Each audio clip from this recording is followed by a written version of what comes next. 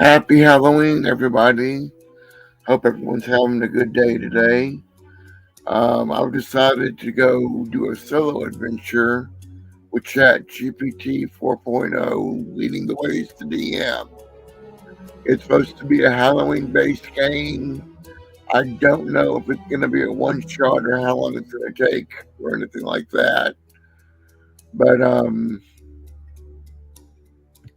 let's see. For music, I'm using Bardify on YouTube.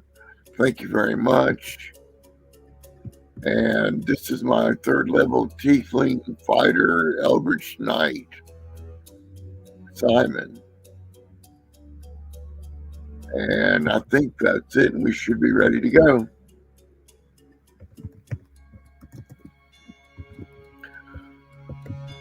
Okay, let's start the game.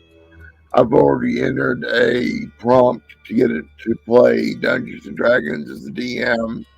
Same prompt we used for the Simon and Ella games earlier. So let's get this going.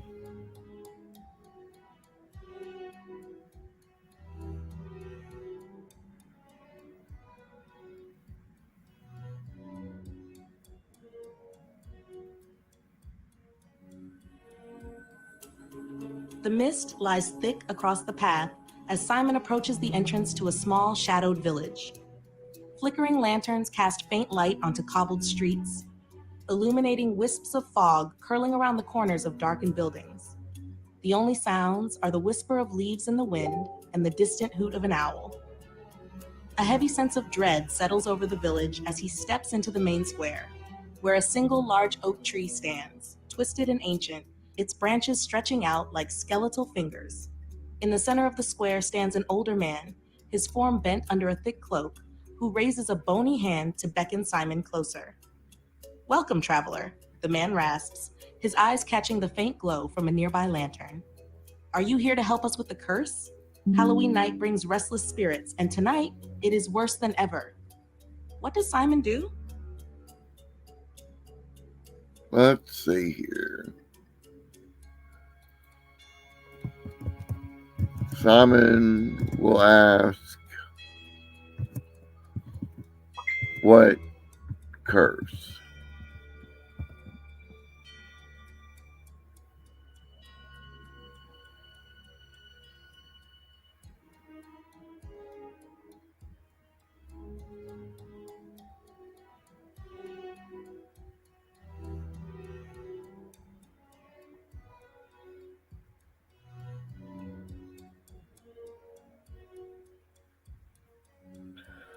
Alrighty.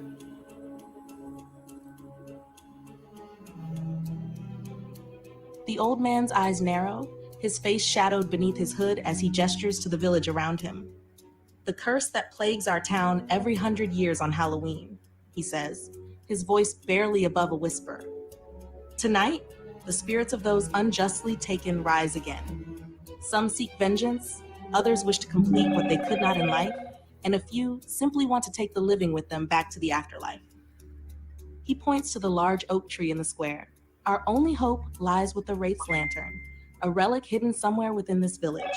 It has the power to control the spirits, but the spirits protect it fiercely. Find it before midnight, and you may break the curse. Fail, and you may join them." The man's words hang heavy in the cold air. What will Simon do next?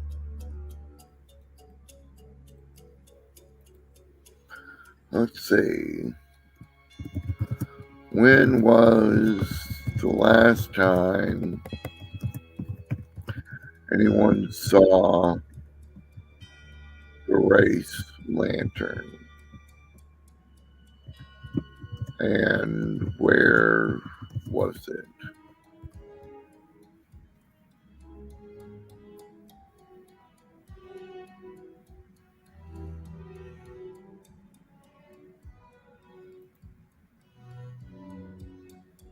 The old man strokes his chin, his eyes glancing toward the darkened path that leads deeper into the village. "The last known sighting was a century ago, the last Halloween when the curse came upon us. It was seen within the old church at the edge of town. a place long abandoned and feared by all who live here. He shudders slightly, as if remembering something unpleasant. Some say it was hidden within the crypt beneath the church, protected by wards and guarded by the spirits of the church's old caretakers. No one has dared set foot there in years, but if the lantern is anywhere, it will be there. The old man's gaze returns to Simon, his eyes full of a strange mixture of hope and despair. Do you think you have the courage to go there, traveler? What should I know about this church? What should I be prepared for?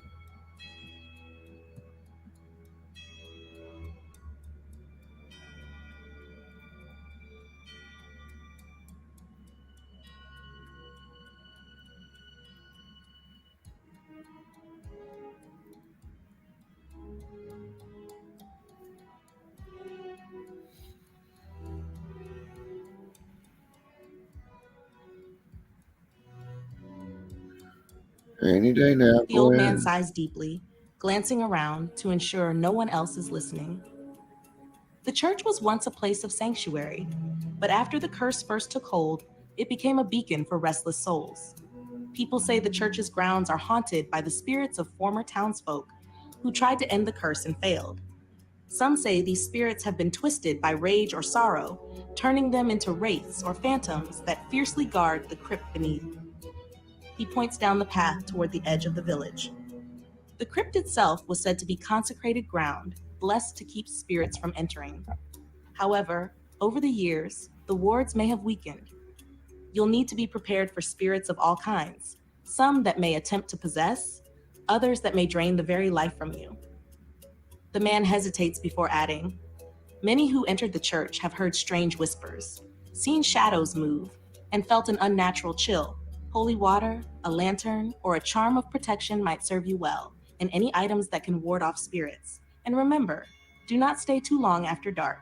Spirits grow stronger the closer it gets to midnight. He looks back at Simon, his eyes dark and serious. Are you ready, traveler? Do you have any items that would help me in my search for the lantern?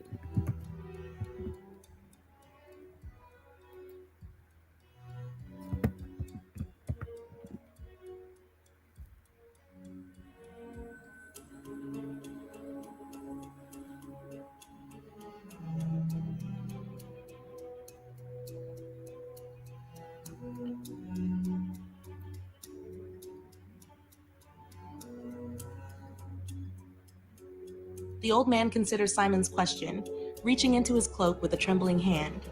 We villagers are but humble folk, with little more than simple charms, but I do have a few things that may aid you. He carefully pulls out 3 small items, each one faintly glowing in the dim light. 1, a flask of holy water. Use this against any spirit that draws too close. A splash of this can drive them back, if only for a moment. 2, a silver charm of warding. A small pendant shaped like a crescent moon, hanging on a thin, worn cord. Wear this around your neck, and it should grant you some protection from weaker spirits. It may not hold up against the strongest wraiths, but it could shield you from lesser ones. 3, a bundle of sage. Tied with a crimson thread, this bundle looks fresh despite its age. Burn this as you walk the church grounds. The smoke may keep certain spirits at bay, but be warned, it will also attract others who are drawn to the scent. The old man holds the items out to Simon with a serious expression. Take these, and may they protect you. But remember, once you enter the church, no mortal can follow you in. You'll be on your own. All right, so we got a flask of holy water.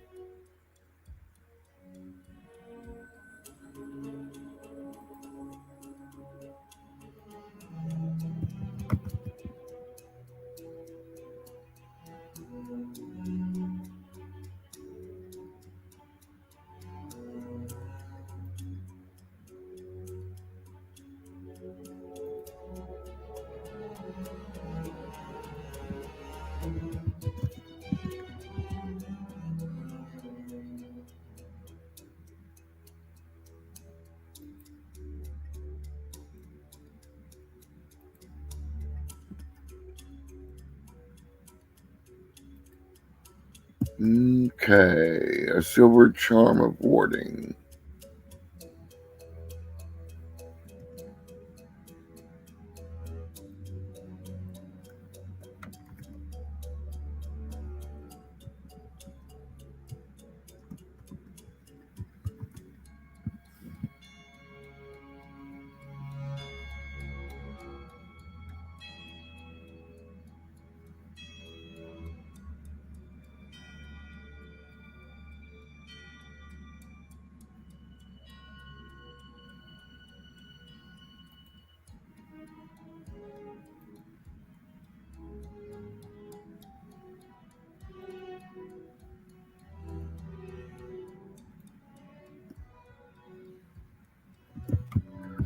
Silvered charm of warding.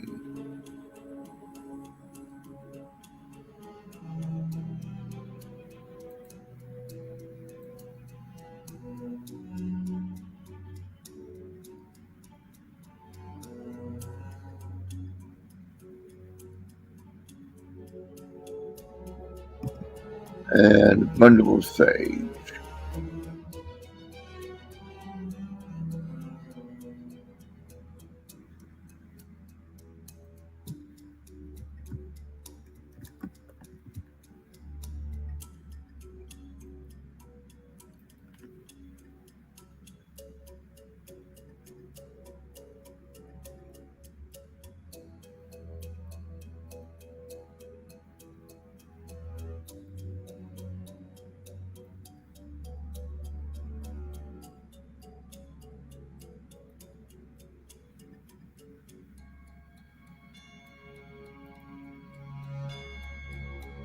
Okay.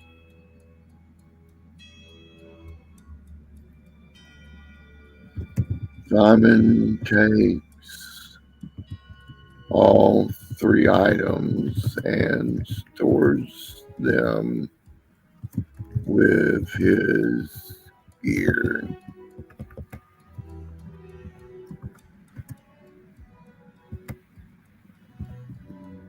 Well,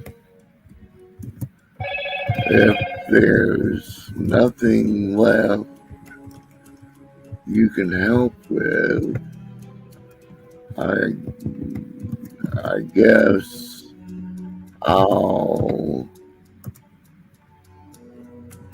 head for the church.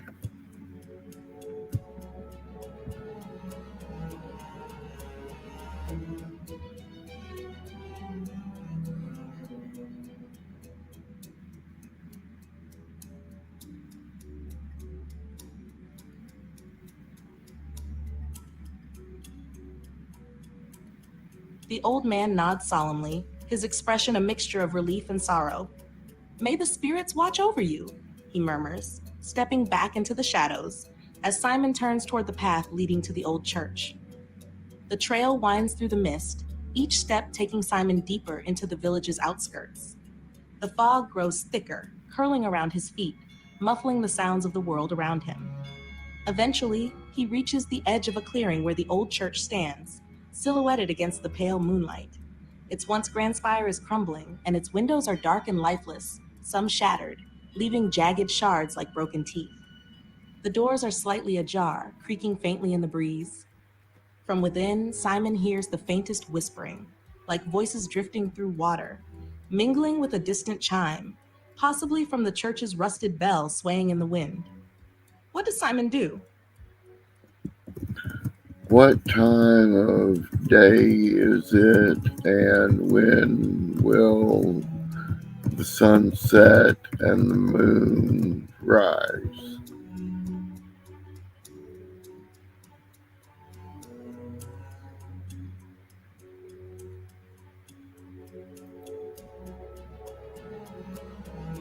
It's late afternoon, and the sun is already hanging low in the sky, casting a golden light that filters weakly through the mist.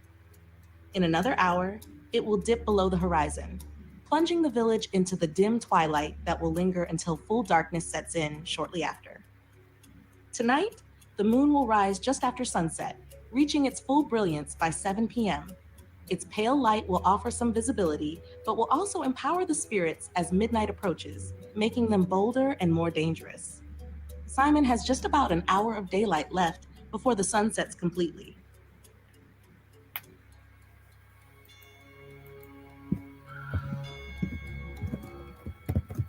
I listen at the front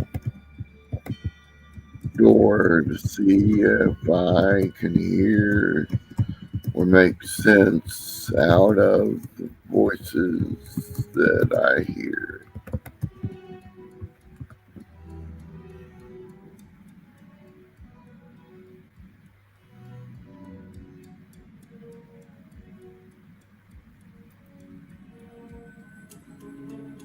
Simon presses his ear to the heavy weathered door, straining to make sense of the faint whispers within.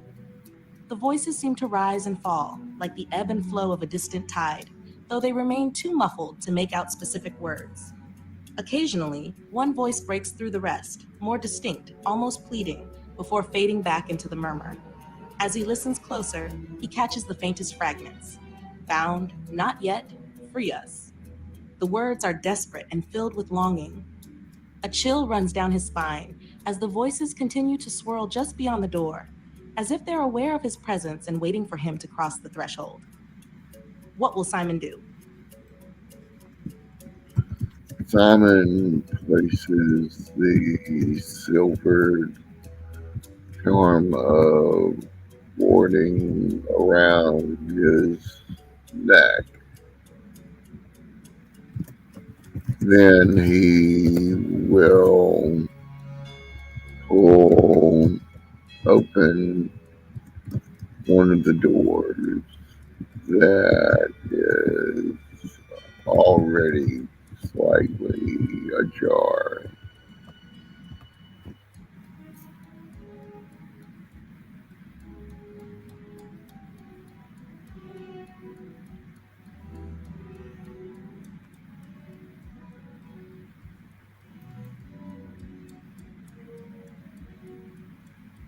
As Simon slips the silvered charm over his neck, he feels a subtle warmth radiate from the pendant, as though it's pulsing with energy to protect him.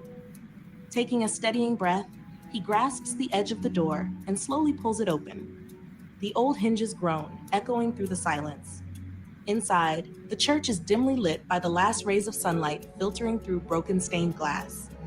Dust motes drift lazily in the air, disturbed by Simon's entrance. The interior is eerily still, the pews coated in a thick layer of dust, some overturned, as though abandoned in a hurry. At the far end, beneath the altar, shadows seem to gather, darker and more solid than elsewhere. Flickers of movement, perhaps a trick of the eye, appear in the peripheral edges of Simon's vision.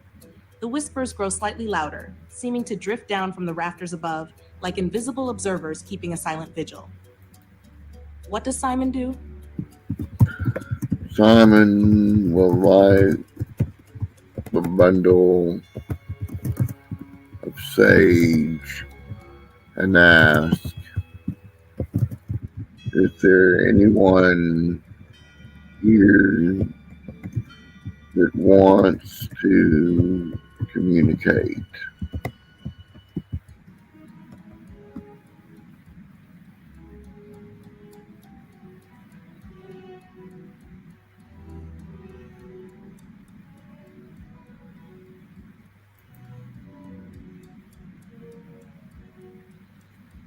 As Simon lights the bundle of sage, the fragrant smoke curls up in thick wisps, filling the church with a pungent, earthy scent. The air feels different, as though the smoke creates a barrier around him. The whispers in the rafters momentarily quiet, and a tense silence settles over the space. Then a faint shimmer begins to coalesce at the edge of the altar. Slowly, the hazy outline of a figure appears, a young woman in tattered clothes, her form faint and translucent. She looks at Simon with hollow, desperate eyes. Her voice is barely a whisper, yet it reaches him clearly. You carry the scent of life. She glances nervously over her shoulder, as though afraid of something lurking in the shadows. I am trapped here, bound to this place, as are the others. If you wish to help, there is a way, but it is dangerous. The figure's gaze locks onto Simon's, her expression pleading. Are you willing to take that risk, stranger? That all depends on what needs to be done. I'm not about stepping into something without knowing all I can for it.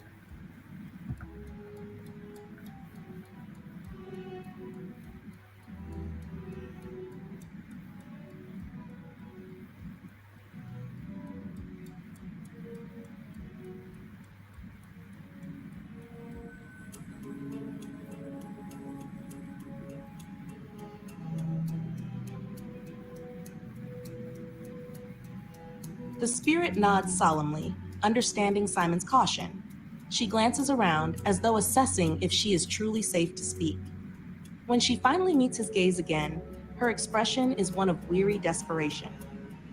There is an artifact, the Wraith's lantern, she says, her voice barely above a whisper. It was once used to protect this village, to hold back the spirits who mean harm. But when the church fell into ruin, the lantern was hidden away in the crypt below, locked behind ancient wards. Those wards, however, have weakened, and now those with dark intentions guard it fiercely. She reaches out a hand, her form flickering as though struggling to stay present. To free us, you would need to reach the lantern and wield it. But beware, the spirits who linger here will resist. They have bound themselves to this place, and the lantern's light will force them to confront their fate. Some of them do not wish to move on. The spirit's gaze drops, sadness darkening her ethereal features. Once you take the lantern, they will come for you. Only by holding it at midnight, when its power is strongest, can you break the curse and free us all.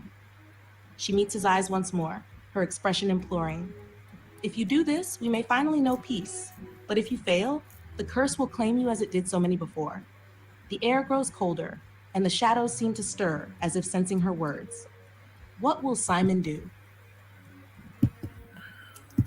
All right, folks, I've got to take a quick break. Somebody came home, so I will be back in just a few minutes.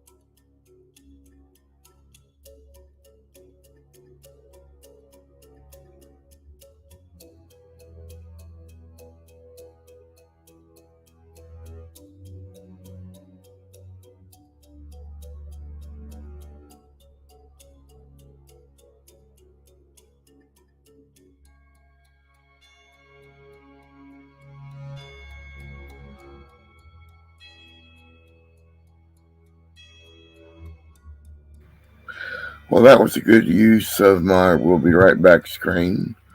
Sorry about that. Holding the lantern at midnight.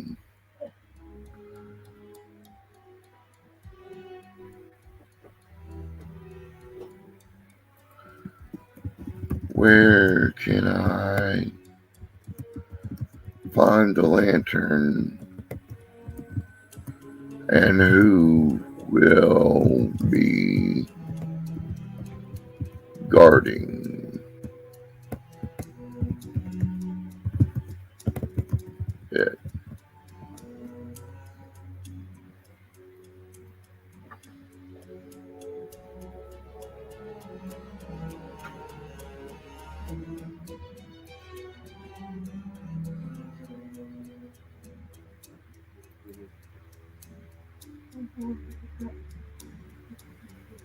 The spirit's form flickers, struggling to hold steady as she answers, her voice laced with both fear and urgency. The lantern lies in the crypt beneath this church. There is a staircase hidden behind the altar, concealed beneath a stone slab. That is the way down. She glances back, shuddering slightly as though the memory itself unsettles her. The spirits of the church's former caretakers are bound to the crypt, guardians corrupted by centuries of exposure to the curse. They were once protectors, but now? She trails off, her hollow eyes filled with sorrow. Now they have become wraithbound, twisted forms that cling to shadows, feeding on any life that dares enter. They will not hesitate to drain the living. The spirit's voice drops lower. Beware the high wraith, the spirit of the first caretaker. He is different, stronger than the others, bound by his vow to protect the lantern. He knows every inch of that crypt and will use the darkness to his advantage. If you encounter him, be prepared, for he will not allow you to reach the lantern without a fight. Her form shimmers, beginning to fade. If you are ready, the path lies beyond the altar, but tread carefully. Once you descend, there is no easy return.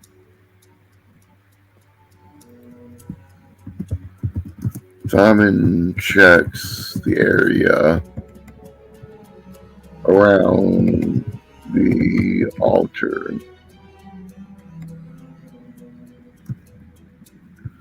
If he doesn't find anything, then he will search for the secret door.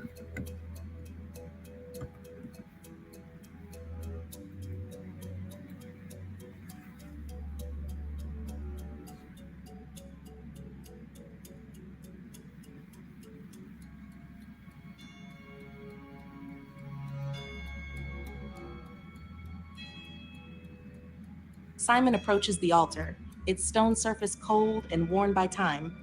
Shadows cling to its edges, and the air here feels heavier, as though laden with the weight of centuries of sorrow and despair.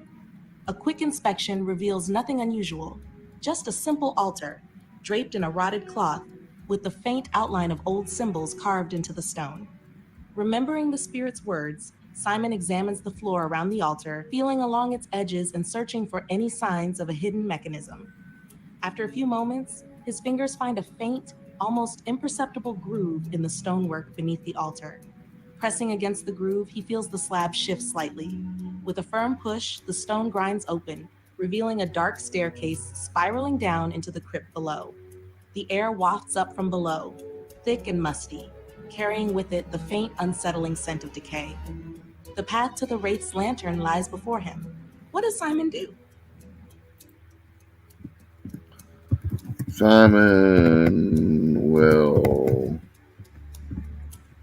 stealthily descend the stairs.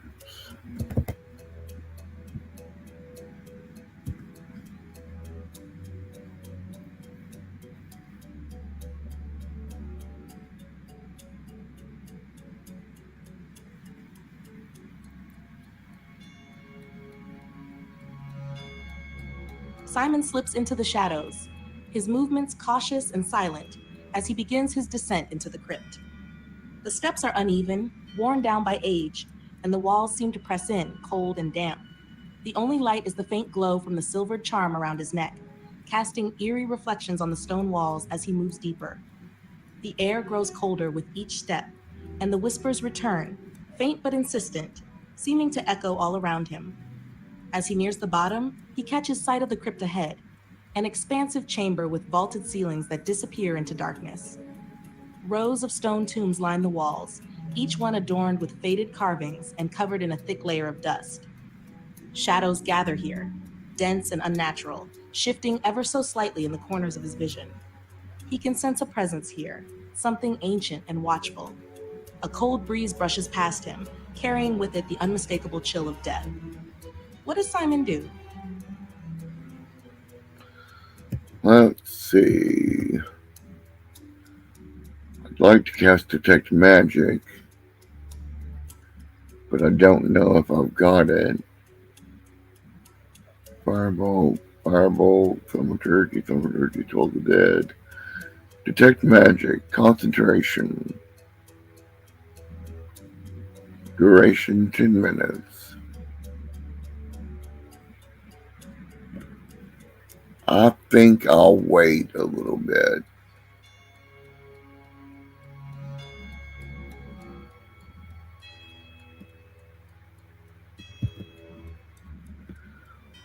So what do I want to do?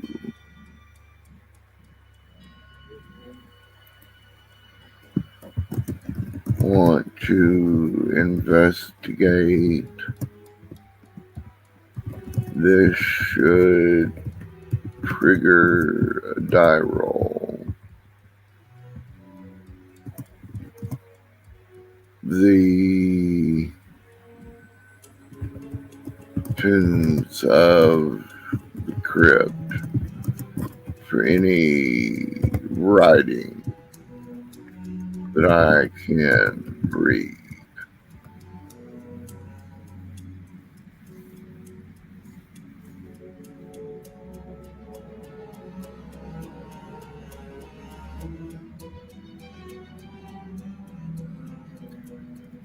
No, let me make all. No, let me make all of my rolls for Simon. You do not roll for Simon or anything.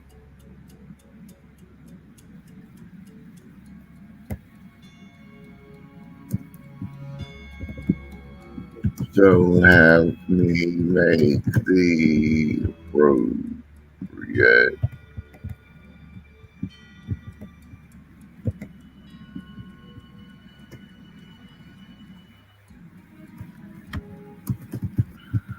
for continuing.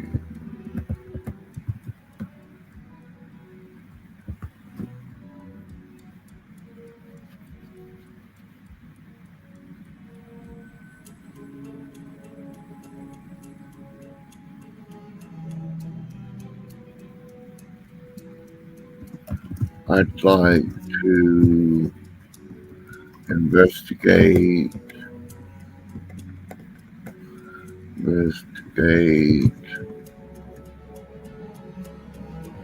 stone tombs,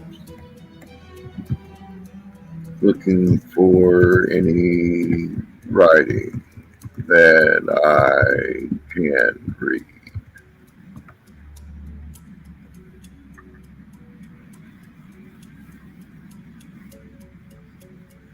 So roll an investigation check.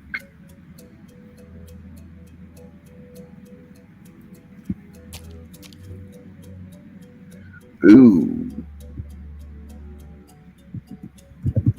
Simon rolled an 8.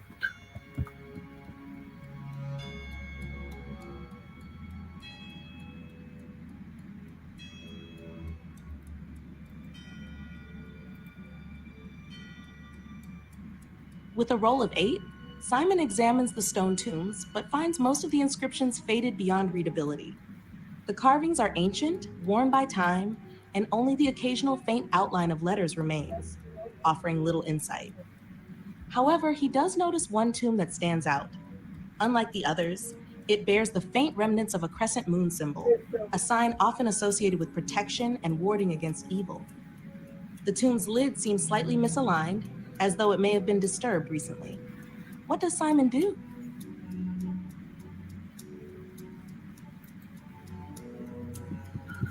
I examine the one with the lid that's partly open. If I don't find anything, then I will open the tomb.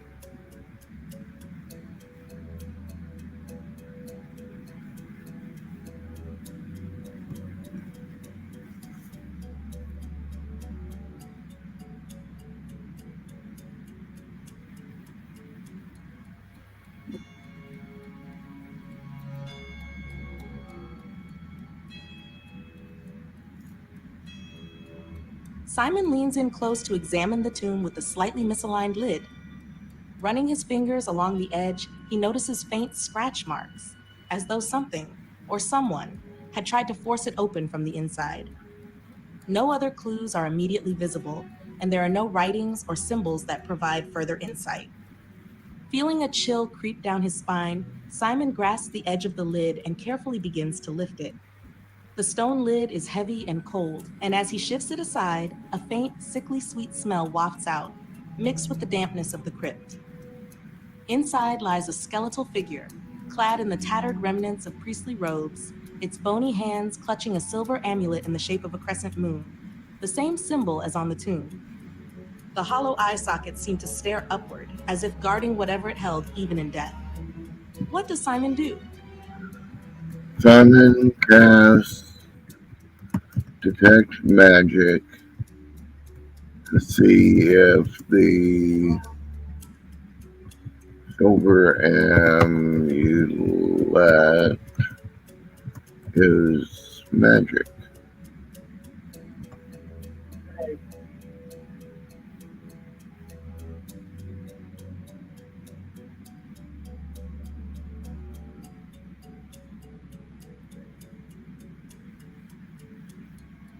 Simon speaks the words to cast Detect Magic, feeling the air around him shift as his vision sharpens to perceive magical auras. As he focuses on the silver amulet within the tomb, a faint, silvery glow envelops it, pulsing softly in rhythm with his heartbeat. The amulet radiates an aura of abjuration magic, likely intended for protection or warding, similar to the charm the old man gave him. The magic feels old but still intact, suggesting that it could offer some form of defense against the malevolent spirits within the crypt. What does Simon do? Simon removes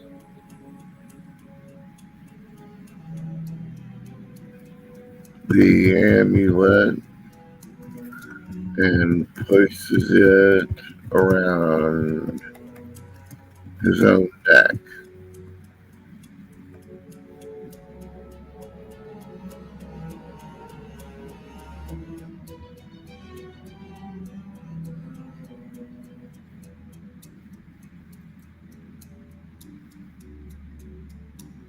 As Simon lifts the amulet from the skeletal figure, he feels a faint warmth pulse through the metal, as though the magic within recognizes his touch.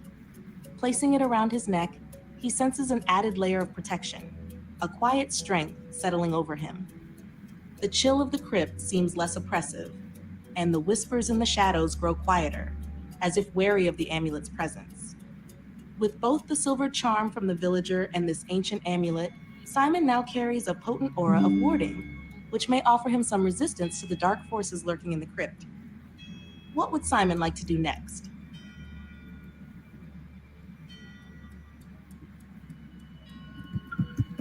Describe the room again, please. Are there any exits to it?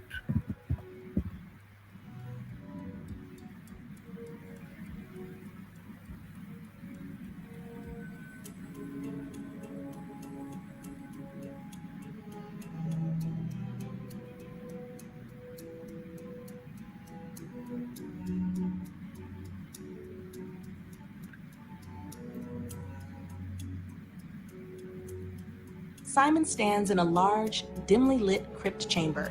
The ceiling arches high above, with shadows lurking in every corner, made more intense by the silvery light of his amulet and charm. Stone tombs line the walls, their surfaces layered with dust and the faded remnants of ancient carvings. The air is thick and still, carrying the weight of centuries of neglect. The tombs are arranged in rows along the walls, but Simon's attention is drawn to the far end of the crypt. There, he notices a darkened archway, barely visible against the shadowed stone. It appears to lead deeper into the crypt, the passage descending further below ground. From this archway, a faint icy draft flows into the room, bringing with it a sense of foreboding. The whispers he heard before seem to originate from beyond this passage, as though whatever lies within is waiting patiently. What does Simon do? Simon will go to the archway and examine the way out of the room.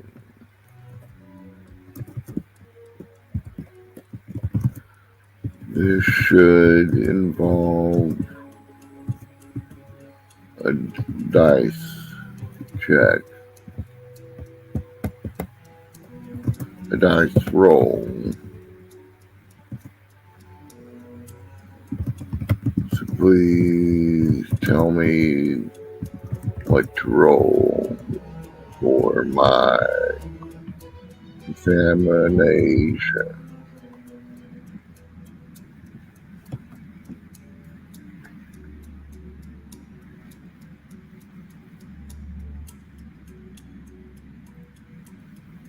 To examine the archway and the passage beyond for any potential clues, traps, or details, please roll a perception check. Let me know the result, and we'll proceed from there. Wow, I'm not rolling worth crap.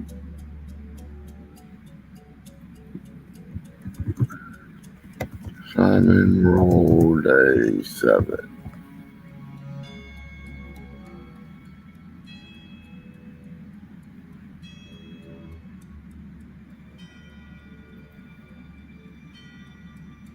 With a roll of 7, Simon inspects the archway and passage, but the shadows and the eerie silence make it difficult to discern much. He notices that the archway itself is unmarked and plain, blending seamlessly into the crypt walls. The passage beyond descends further into darkness, but he can't make out any specific features or signs of traps from this vantage. All he can sense is the chilling draft and the faint whispers emanating from the depths below, suggesting something awaits further along the path.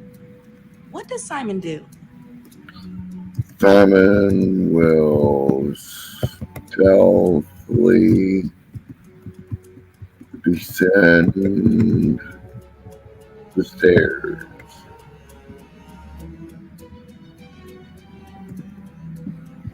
making sure to remain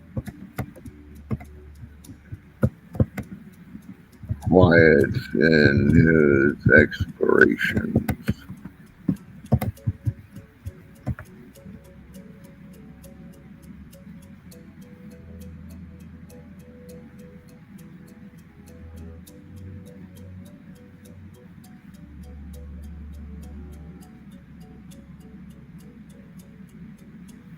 Simon carefully steps into the shadowed passageway, his movements measured and quiet as he begins to descend.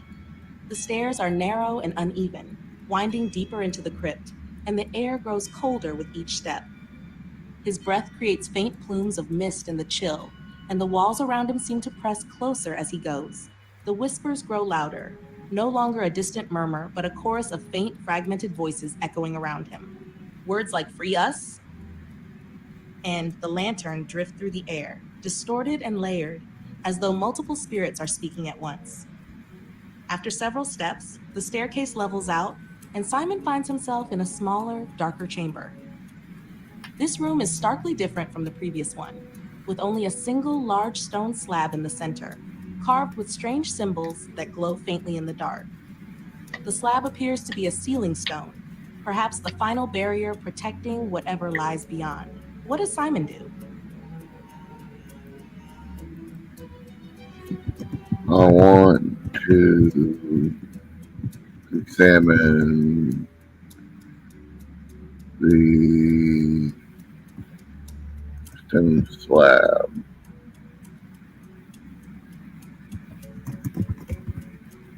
looking for traps or hidden elements. This should require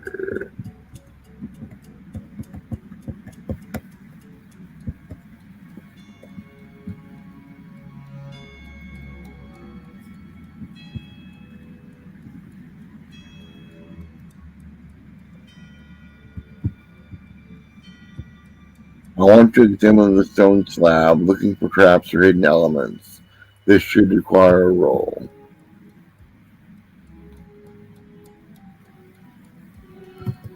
Alright, investigation again. 18's a lot better.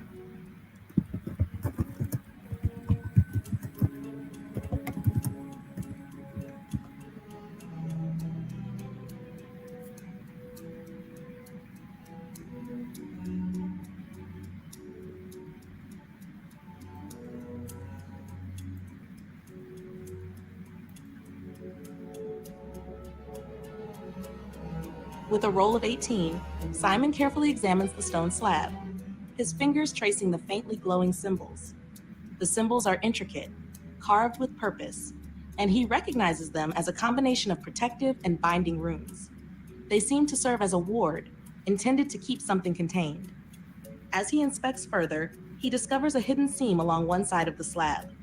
Beneath the dust and grime, a faint indentation shaped like a crescent moon is carved into the stone, likely a keyhole or a mechanism tied to the amulet he recently acquired. There are no traps on the slab itself, but it's clear that activating this mechanism will require something that fits the crescent-shaped indentation. It appears that the amulet from the tomb might be the key to unlocking this seal. What does Simon do? Simon places the amulet into the indentation.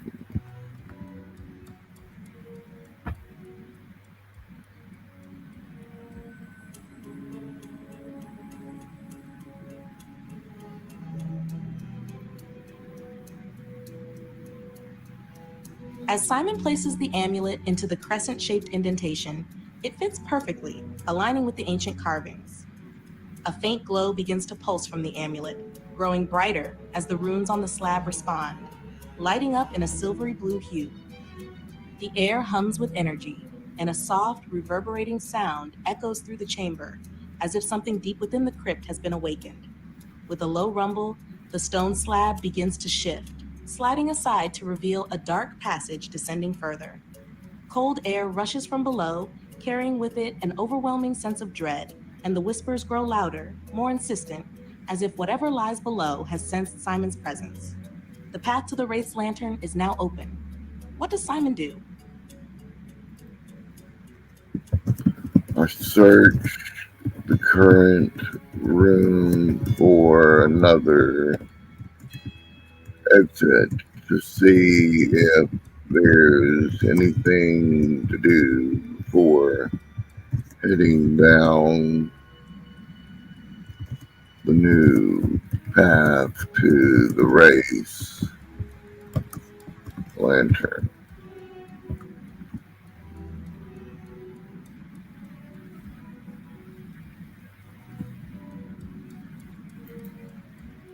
Please roll a perception check to search the room for any additional exits or details before proceeding down the newly revealed path. Let me know the results, and we'll continue from there.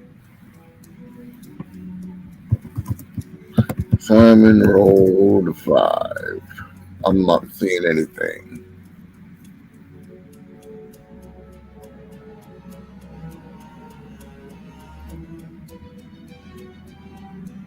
With a roll of 5, Simon scans the room, but the dim lighting and shadows make it hard to discern any additional details. The stone walls appear solid, unyielding, and no other exits are immediately visible beyond the darkened passage leading further down to the Wraith's lantern. The chamber is still, save for the faint glow of the amulet and the open path below, beckoning Simon forward. What does Simon do?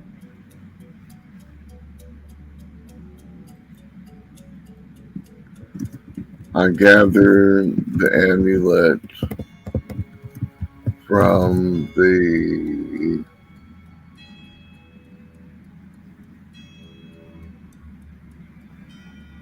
slab and place it around my neck. Then I use my stealth to climb down the stairs of the passage.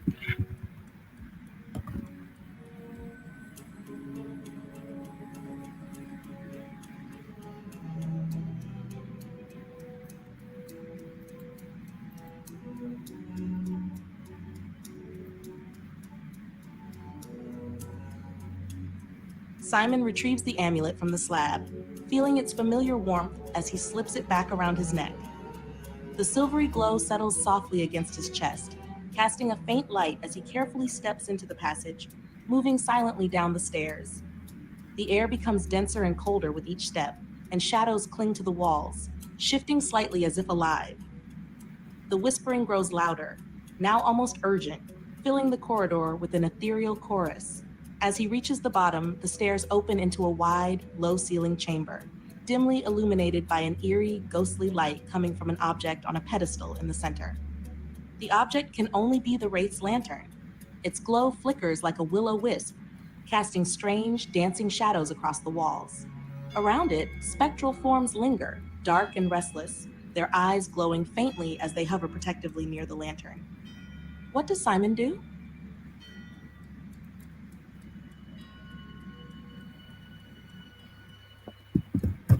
Simon uses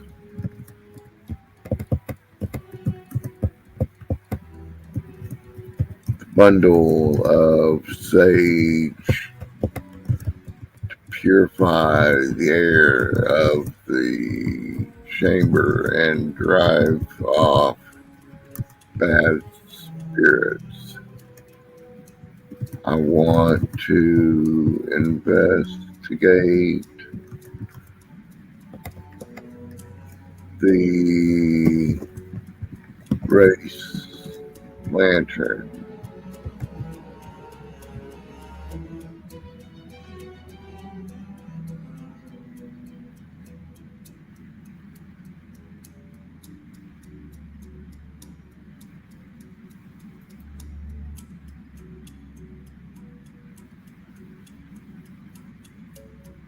As Simon lights the bundle of sage, fragrant smoke curls through the air, spreading out into the chamber.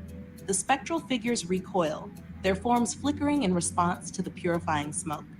Some of the weaker spirits drift back, dispersing into the shadows, while others waver, holding their ground but weakened, their glow dimming as the sage's smoke fills the space. With the spirits temporarily subdued, Simon steps closer to the Wraith's lantern. Its ghostly light flickers within a metal frame, carved with intricate runes similar to those he saw on the stone slab above. The lantern itself seems ancient, weathered by time, but there's an unmistakable power emanating from it, a pull that tugs at his senses, as if inviting him to wield its energy. Please roll an investigation check to examine the Wraith's lantern closely and discern any details about its nature or functionality. Let me know the result, and we'll continue from there. An investigation check. 19. Simon rolled a 19.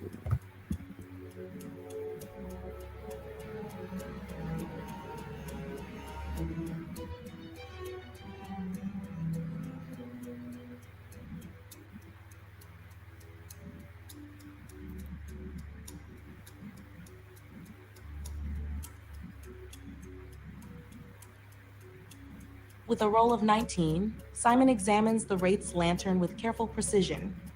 He notices that the intricate runes carved into its frame are a mixture of binding and abjuration spells, likely designed to trap and control spirits within the lantern's glow. The lantern radiates an aura that feels both protective and formidable, as though it holds the power to compel spirits to obey the bearer's will. As he looks closer, Simon finds a small dial at the base of the lantern, engraved with symbols representing phases of the moon. He deduces that by turning this dial, he can control the intensity of the lantern's light, possibly to attract or repel spirits, or even to bind them more securely. The lantern's magic seems strongest when the dial is set to the full moon phase. It appears that if held at midnight with the dial at this position, the lantern's power would be at its peak, capable of breaking the village's curse and releasing trapped souls. Just as Simon understands these details, he senses a change in the air. The remaining spirits, aware of his intentions, begin to stir, their forms becoming more defined as they prepare to defend the lantern. What does Simon do? Simon places the lantern in my pouch for now. He will then draw both of his scimitars ready for action.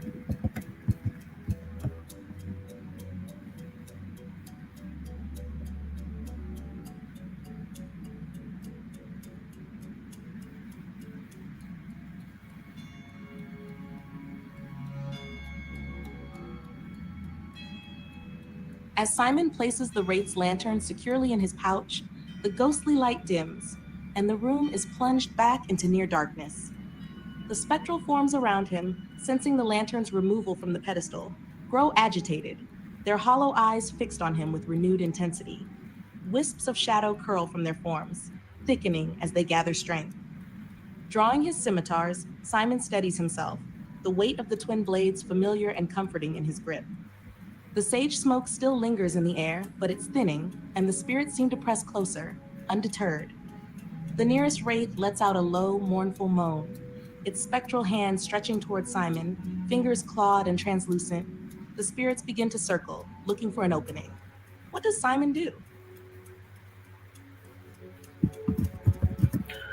Simon will roll initiative and then let you know in his order what he will do.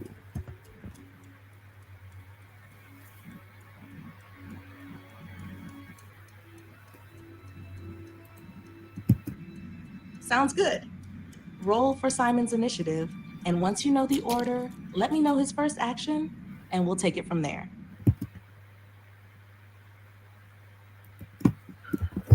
Simon rolled a 6 for initiate. Initiate.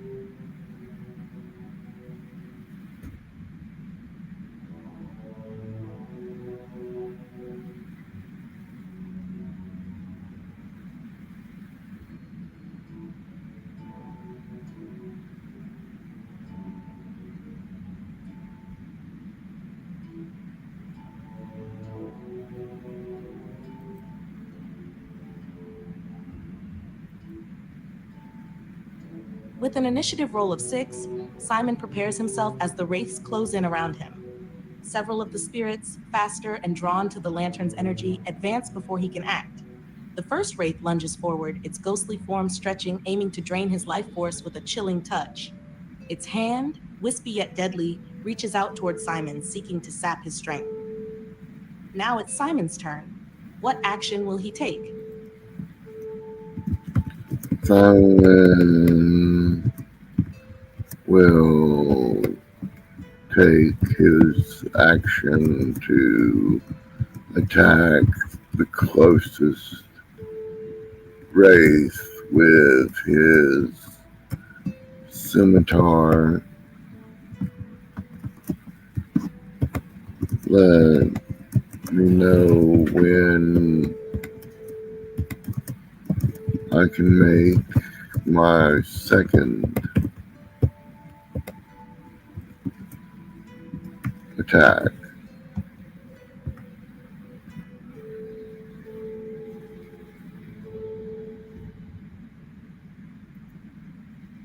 Simon moves swiftly, scimitar in hand, and strikes at the nearest wraith. Go ahead and roll for his first attack. Once we resolve it, you can proceed with the second.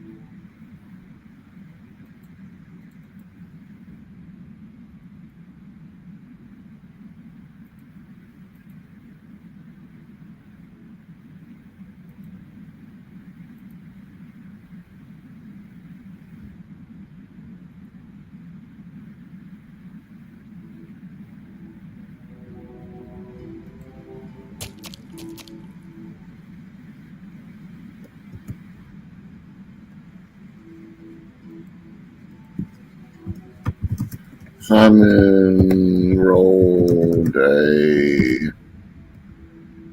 21 to hit the wraith.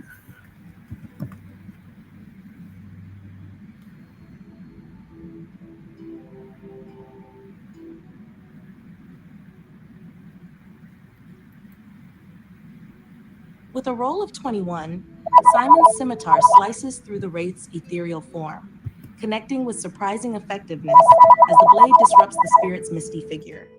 His strike cuts through the air, and the wraith recoils, its form flickering. Now Simon can make his second attack. Go ahead and roll for it.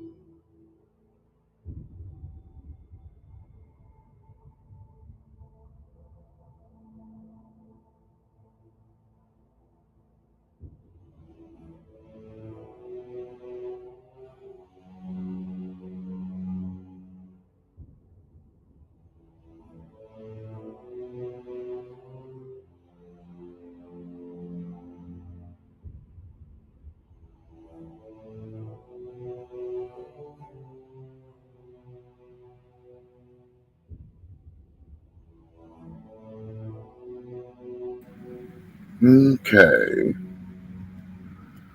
Let me have her read that back to me With a roll again. of 21, Simon's scimitar slices through the wraith's ethereal form, connecting with surprising effectiveness as the blade disrupts the spirit's misty figure. His strike cuts through the air, and the wraith recoils, its form flickering. Now Simon can make his second attack. Go ahead and roll for it.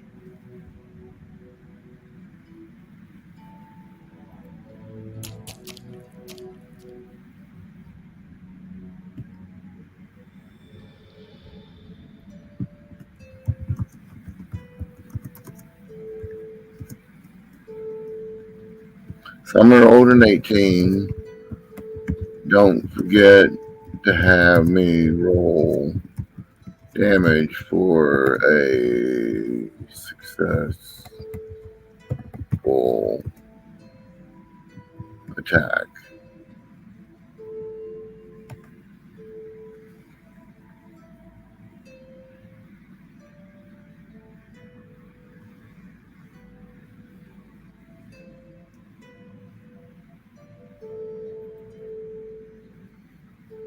With a roll of 18, Simon's second strike also lands on the wraith, his scimitar slicing through its ghostly form. Please roll for damage for both attacks, and let me know the results so we can see how much harm Simon's strikes have dealt to the wraith.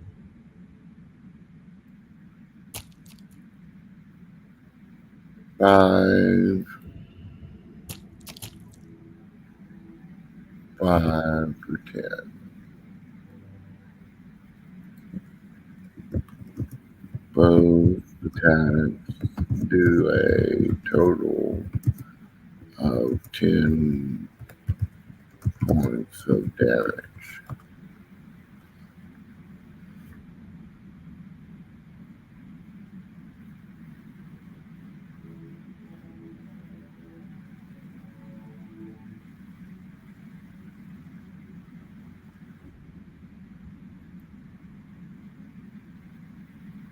Simon's scimitars cut through the wraith, each blade dispersing some of its ethereal essence.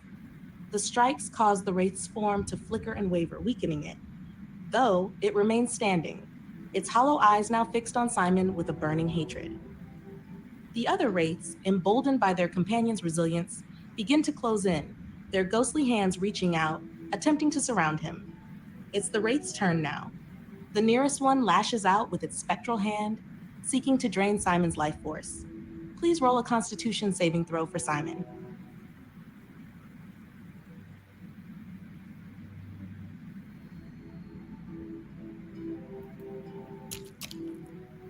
Oh,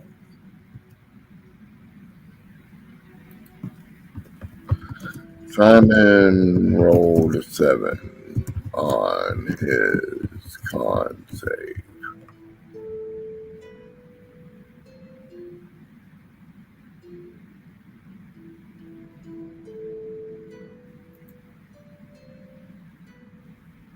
With a Constitution save of 7, Simon feels the wraith's chilling touch seep through his defenses.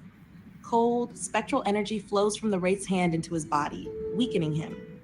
The wraith drains a part of Simon's life force, dealing 7 points of necrotic damage and reducing his maximum hit points by an equal amount. The cold leaves him feeling faint, as though a part of his strength has been sapped away. The remaining wraiths close in, but Simon's turn is up again. Alright, so 7 points of necrotic damage, which I resist and take 1, 2, 3, round up or round down. We'll say 3.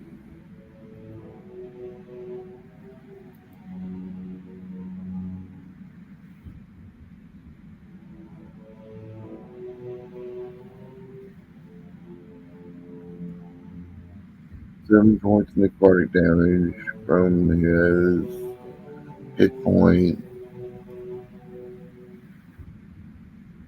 Is that for both of them, I wonder? We'll just do that.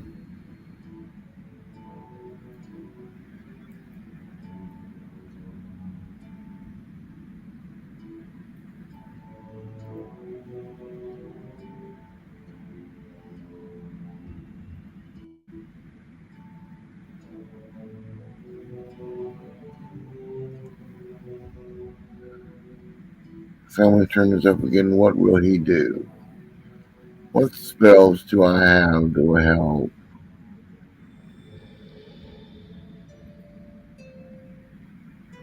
Chill touch, dancing lights, firebolt, thaumaturgy, toll the dead.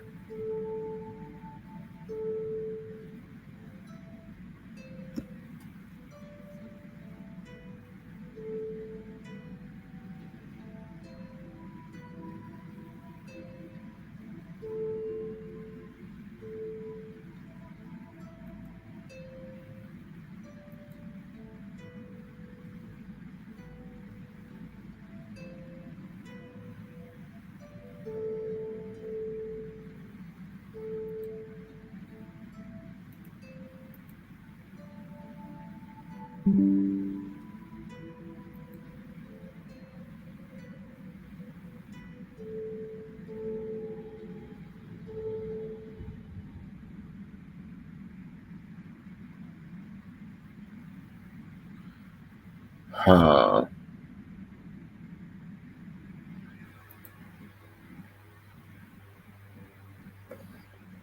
I'll swing for it again with my scimitar. Ouch.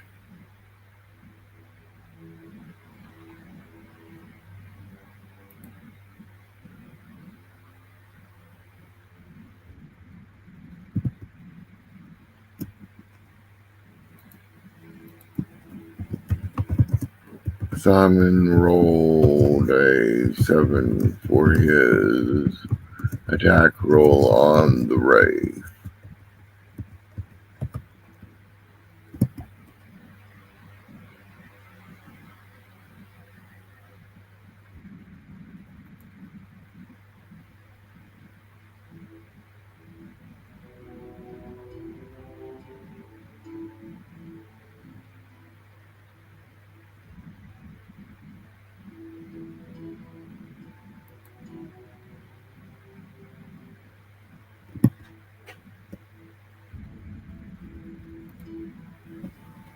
With a roll of 7, Simon's scimitar swings just wide, slicing through empty air as the wraith shifts, its form billowing like smoke around his strike. The wraiths remain close, their hollow eyes fixed on him, hungry for his life force. If Simon has any other actions or attacks to take, let me know. Simon will pull out the race lantern and see if it forces the race back. Um,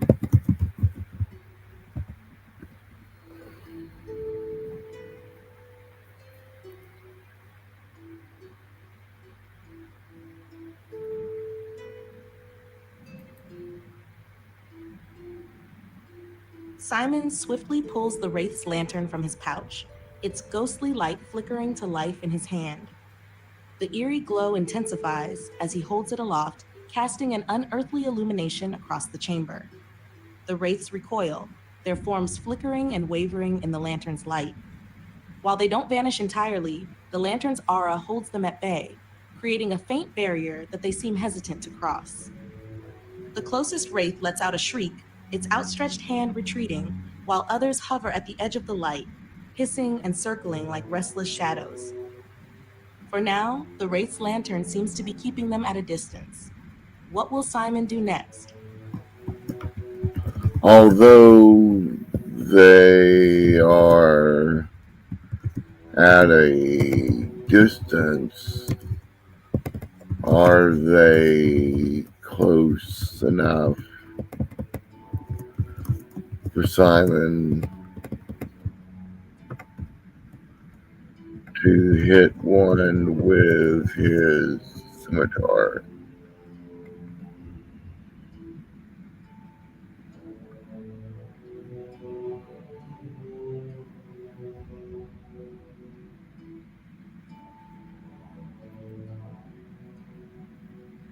Yes, the wraiths are still close enough for Simon to reach with his scimitar. They're hovering just at the edge of the lantern's light, which puts them within striking range if he chooses to attack. What will Simon do?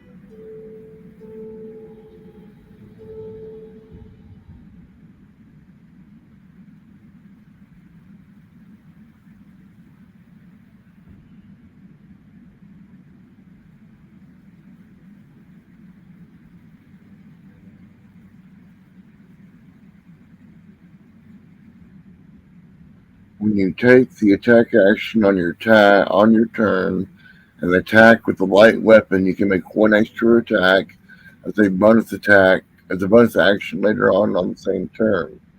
The exact extra attack must be made with a different light weapon and don't add your ability modifier to its attack's damage unless otherwise stated. Nick says when you make the extra attack as a light property, you can make it as part of the attack action instead of as a bonus action. You can make this attack only once per turn. Alright,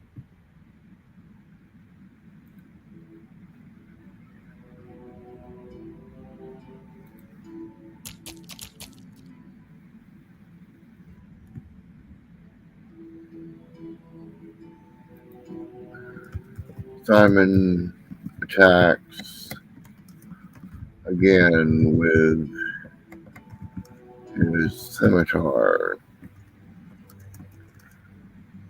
He rolled 13 first attack and a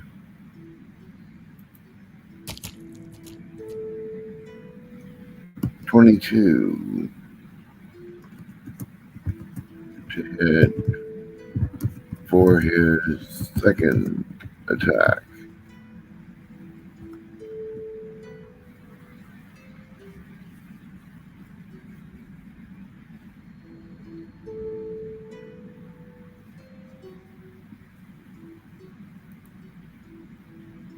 With a roll of 13 for his first attack, Simon's scimitar grazes the edge of the wraith but doesn't fully connect, passing through its ethereal form with little effect. However, his second attack is a solid strike with a roll of 22, and the blade cuts deep into the wraith's spectral essence. Please roll for damage on the second attack to see how much harm Simon deals to the wraith.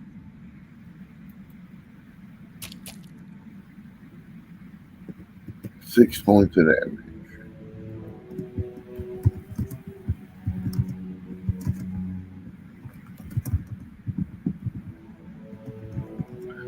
Six points of damage to the wraith.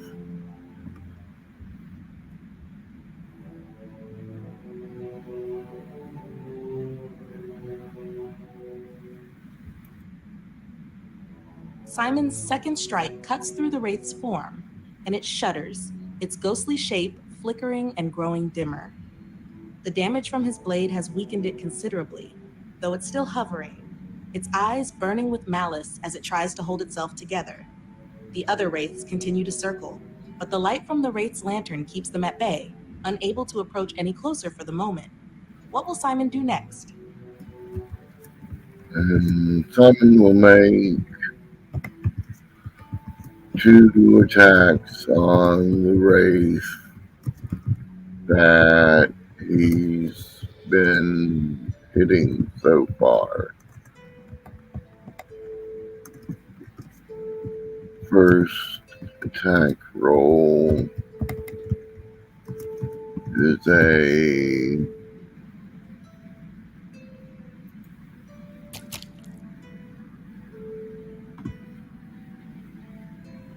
10, and the second is a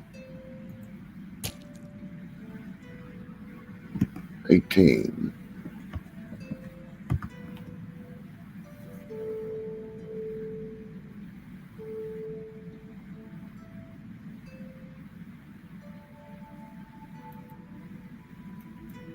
With a roll of 10 on his first attack, Simon's strike misses, the scimitar slicing through empty air as the wraith shifts just out of reach. However, his second attack, with a roll of 18, connects, and the blade once again cuts through the wraith's ethereal form. Please roll for damage on this successful second attack to see how much more harm Simon deals to the wraith.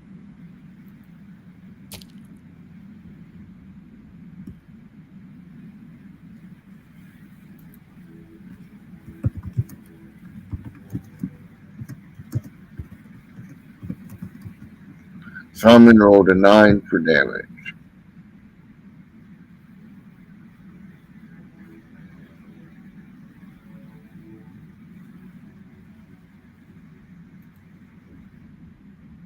Simon's scimitar slices through the wraith's form with a powerful strike, dealing 9 points of damage. The wraith lets out a distorted, hollow scream as its essence dissipates, and the spectral form shudders violently before fading into mist. The wraith is defeated, its presence extinguished from the crypt. The other wraiths hover at the edge of the lantern's light, still wary but more agitated now, as if sensing the loss of their companion. What will Simon do next? Simon will target next most powerful wraith and attack it twice with his scimitar.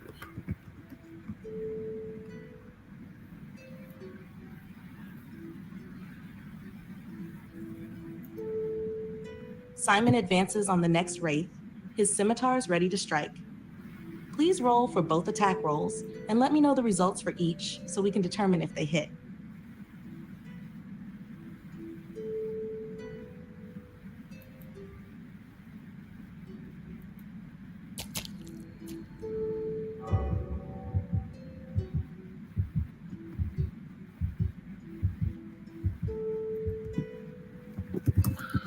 The first attack is a natural 20 critical hit for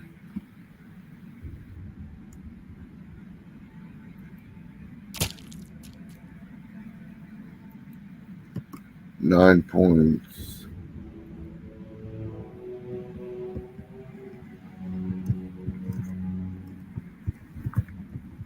No damage. Second attack is an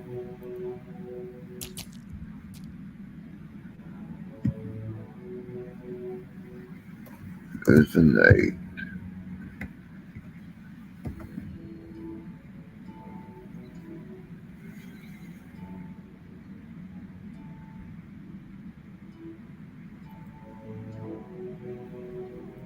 Simon's first strike is precise and powerful, the critical hit dealing 9 points of damage as his scimitar slices through the wraith's form, causing it to shudder violently.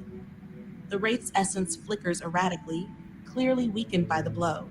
However, his second attack misses, passing harmlessly through the misty edges of the spirit. The wraith, though damaged, remains hovering, its gaze fixed intently on Simon, while the other spirits continue to circle at the edge of the lantern's light. What will Simon do next?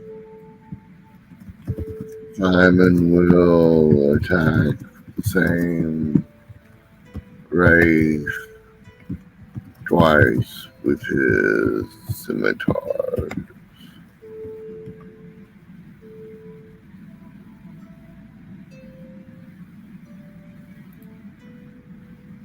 Simon steadies himself and swings his scimitars again at the weakened wraith. Please roll for both attacks, and let me know the results so we can determine if they hit.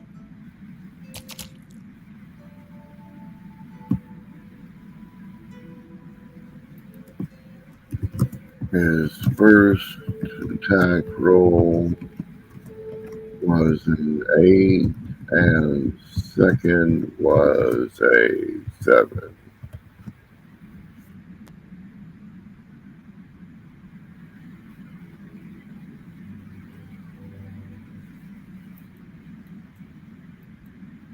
Both of Simon's attacks miss as the wraith shifts and swirls, its ghostly form evading his scimitars.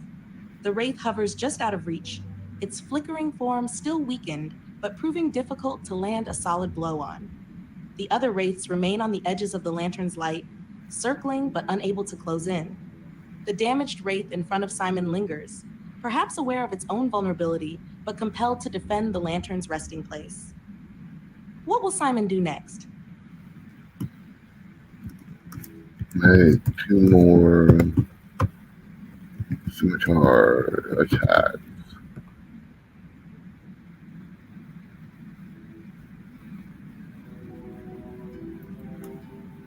Simon focuses and swings his scimitars again at the weakened wraith. Please roll for both attacks and let me know the results so we can determine if they hit.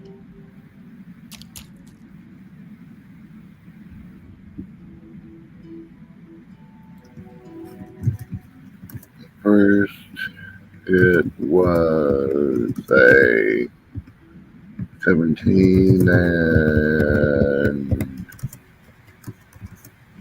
second hit is a 22.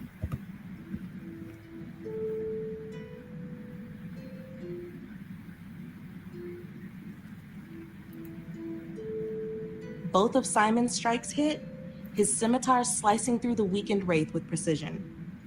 Please roll for damage on each attack, and let me know the totals so we can see how much harm he deals.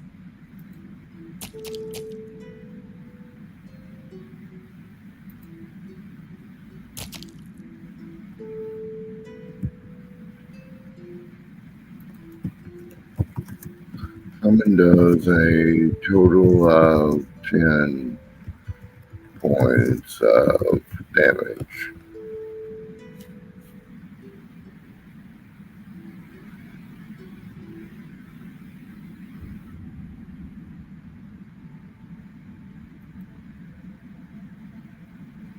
With 2 precise strikes, Simon's scimitars tear through the wraith's ethereal form, dealing 10 points of damage. The wraith lets out a faint, echoing wail as its form shudders and dissipates, its essence fading into mist that quickly disperses into the air. This wraith is defeated, its spirit released from the crypt.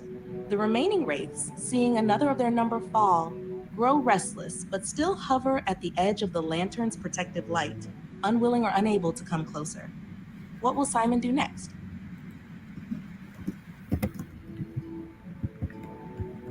How many wraiths are left?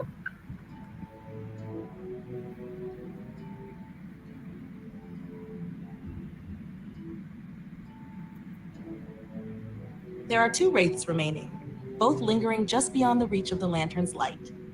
They seem hesitant, their forms flickering with unease as they observe Simon, perhaps wary after seeing 2 of their companions defeated. What will Simon do next? Simon will target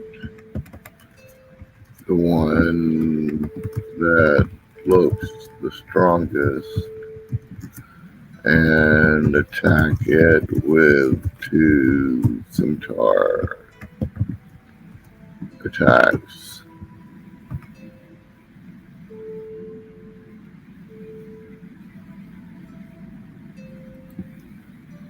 Simon steadies his grip and targets the strongest looking wraith, stepping forward to strike. Please roll for both attacks and let me know the results so we can determine if they hit.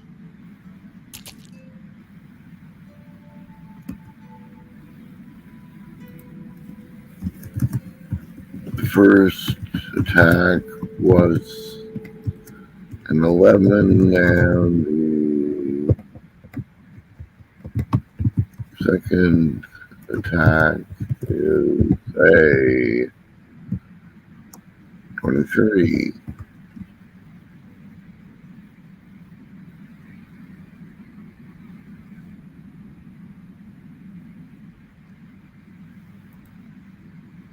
With an 11 on the first attack, Simon's scimitar swings just short of connecting, but his second attack, with a roll of 23, lands solidly on the wraith.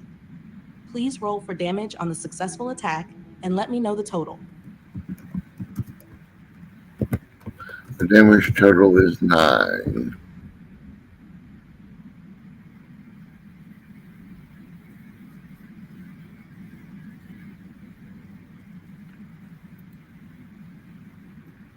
Simon's scimitar slices through the wraith's form, dealing 9 points of damage. The spectral figure flickers and recoils, its misty essence partially dispersing under the force of the blow. Though weakened, the wraith remains hovering, its eyes fixed on Simon with a malevolent glow. The other wraith, still lingering nearby, drifts slightly closer, but remains just outside the lantern's light. What will Simon do next? Attack the same race again with my two scimitars.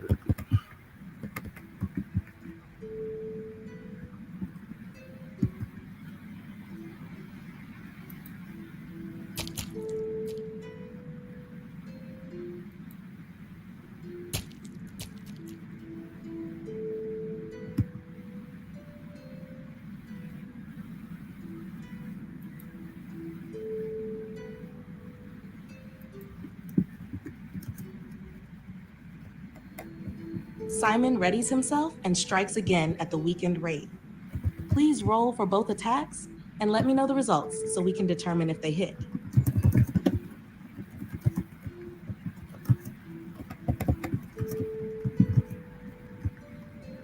The first attack rolled a 7. The second attack was an 18.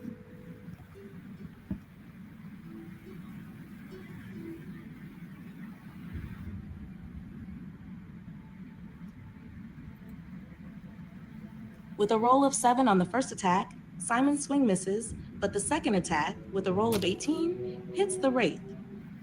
Please roll for damage on the successful attack and let me know the total. 5 points of damage.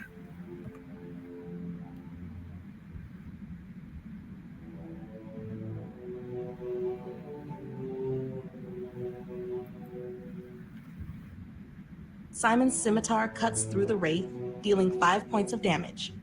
The spectral figure wavers, its form growing faint and unstable, barely holding itself together. The wraith is severely weakened, its movements sluggish, and its form flickering as it struggles to maintain its shape. The other wraith continues to hover nearby, watching intently. What will Simon do next?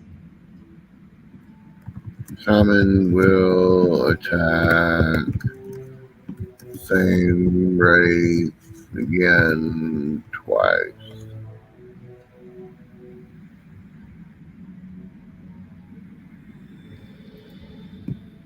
Simon presses the attack, aiming to finish off the weakened wraith. Please roll for both attacks and let me know the results so we can determine if they hit.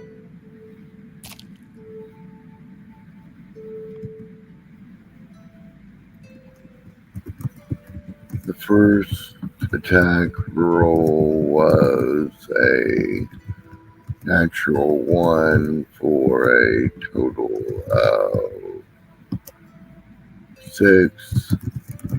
And the second attack was a 7.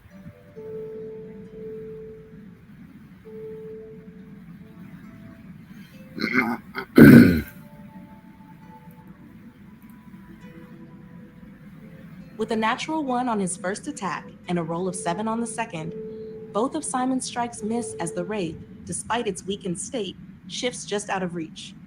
The shadows around it seem to thicken, as if giving it fleeting protection from Simon's blades.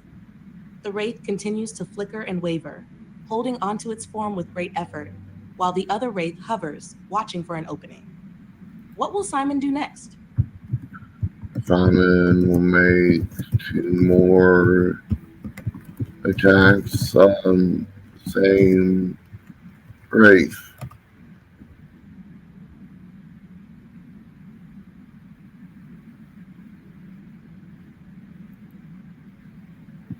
Simon steadies himself and swings again at the weakened wraith. Please roll for both attacks and let me know the results so we can determine if they hit.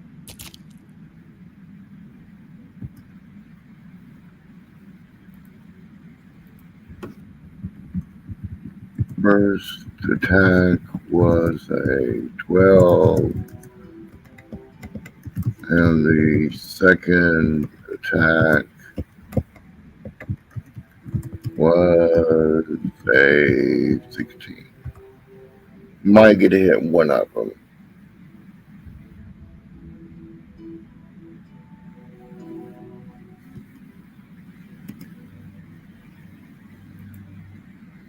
With a roll of 12, Simon's first strike just misses, but his second attack, with a roll of 16, connects with the wraith. Please roll for damage on the successful attack and let me know the total.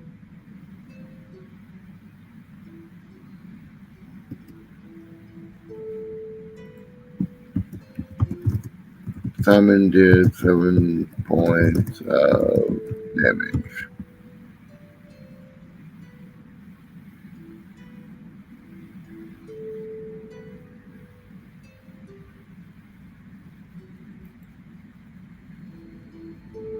With a powerful strike, Simon's scimitar slices through the weakened wraith, dealing 7 points of damage. The wraith lets out a final, eerie wail as its form shudders and disperses into mist, its essence vanishing into the crypt. This wraith is defeated, its spirit no longer tethered to the lantern's protective chamber. Only one wraith remains, lingering just outside the edge of the lantern's light, its ghostly eyes fixed on Simon with a mixture of wariness and anger. What will Simon do next? Simon will make 2 attacks on the remaining wraith.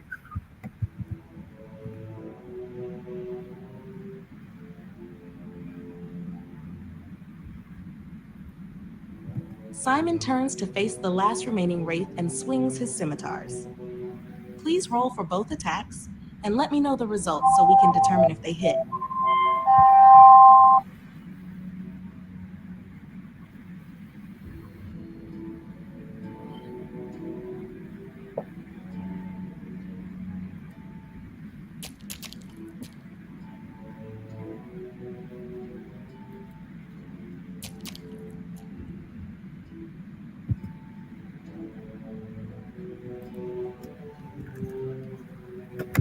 The first attack was a natural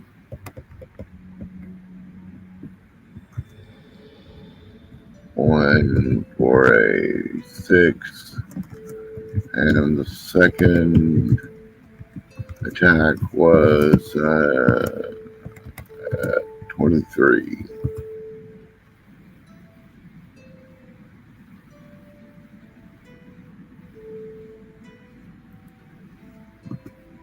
With a natural 1 on his first attack, Simon's strike goes wide, but his second attack with a roll of 23 lands solidly on the wraith. Please roll for damage on the successful attack and let me know the total. 7 points of damage.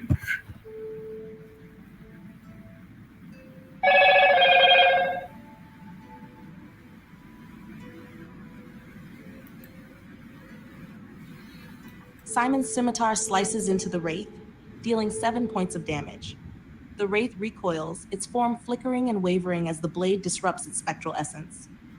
Though weakened, it holds its ground, its hollow eyes filled with a vengeful glow as it hovers in place. The wraith, though damaged, remains in the fight, determined to defend its cursed domain. What will Simon do next? Make 2 more attacks.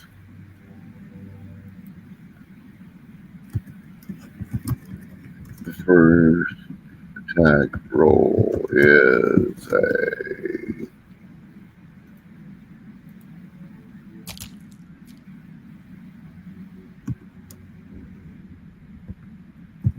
11,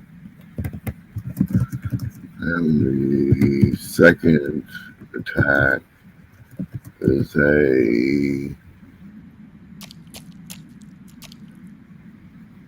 24.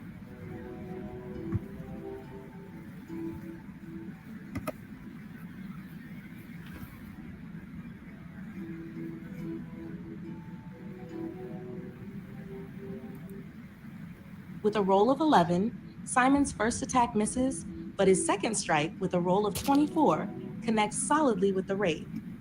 Please roll for damage on the successful attack and let me know the total. 6 points of damage.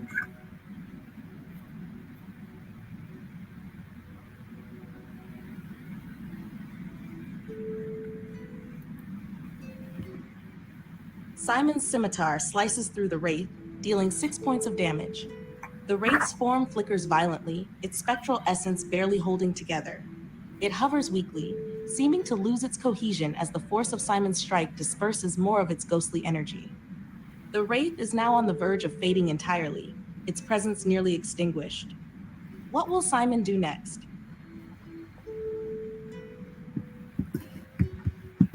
Attack the race 2 more times.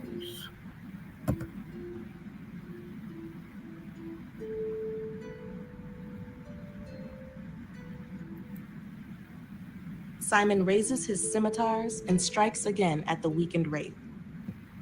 Please roll for both attacks and let me know the results so we can determine if they hit. The first attack is a 9. Wow. The second attack is a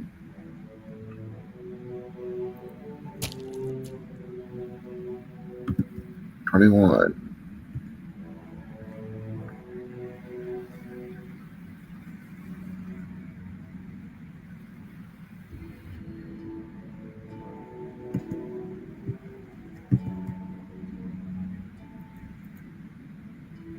With a roll of 9, Simon's first attack misses, but his second attack, with a roll of 21, strikes true, hitting the weakened wraith. Please roll for damage on the successful attack and let me know the total. Salmon does 9 damage to the wraith.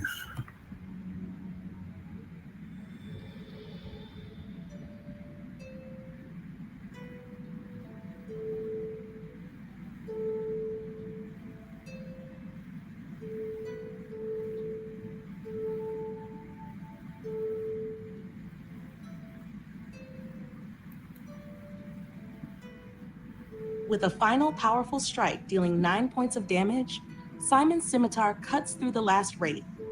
The spirit lets out a haunting wail as its form shudders and dissolves into mist, dispersing into the cold air of the crypt. The chamber falls silent, the restless spirits now vanquished, leaving only the faint glow of the wraith's lantern in Simon's pouch. The path is clear, and Simon stands victorious, alone in the eerie stillness of the crypt.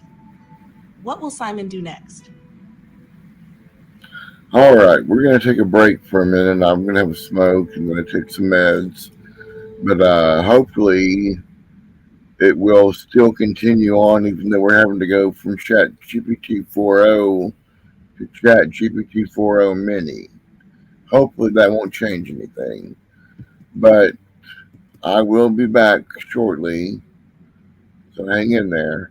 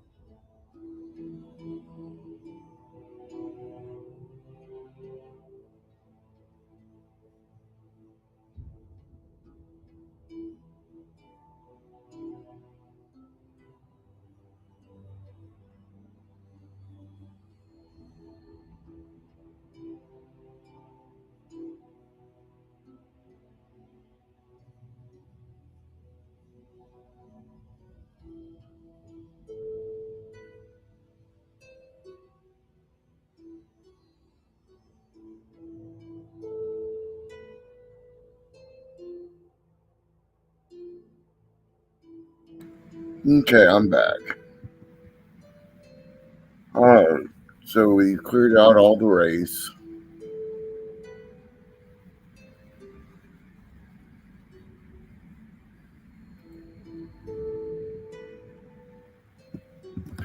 Simon will investigate rest of the room, looking for an exit.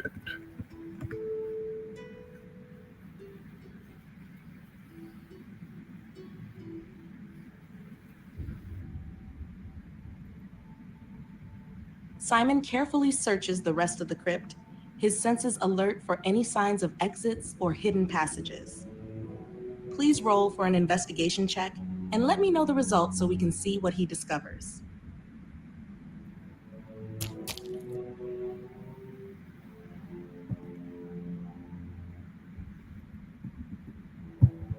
Simon's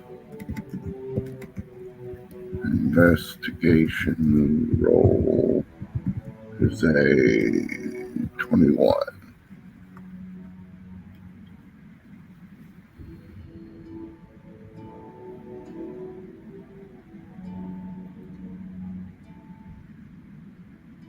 With an impressive investigation roll of 21, Simon thoroughly examines the crypt.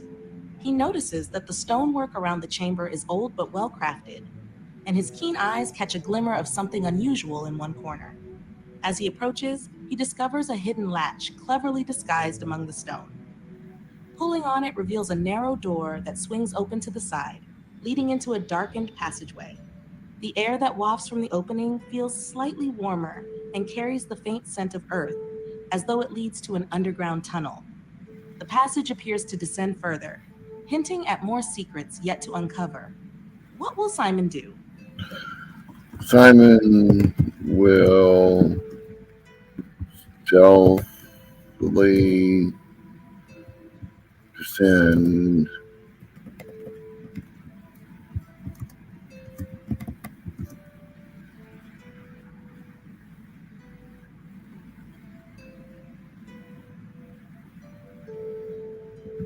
passageway.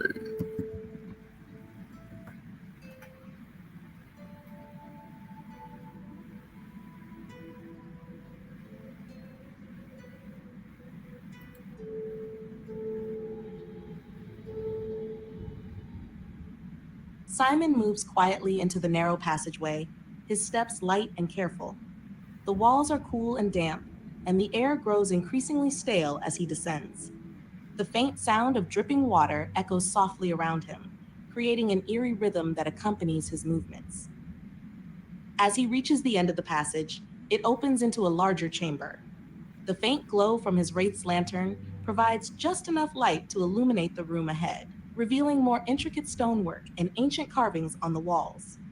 In the center of this new chamber lies a stone altar, and on it a small chest rests, seemingly untouched by time. The atmosphere feels charged with magic, and Simon can sense that whatever lies within the chest could hold significance, perhaps even more power to aid him in his quest. What does Simon do? Simon investigates the chest on the altar for traps or other hidden things.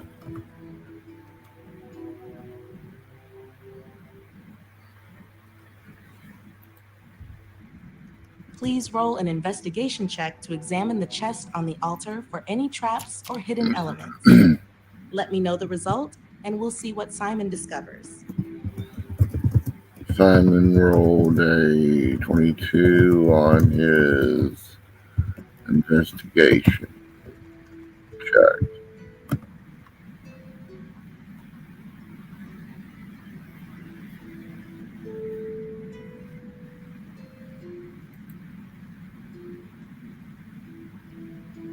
With a roll of 22, Simon carefully inspects the chest.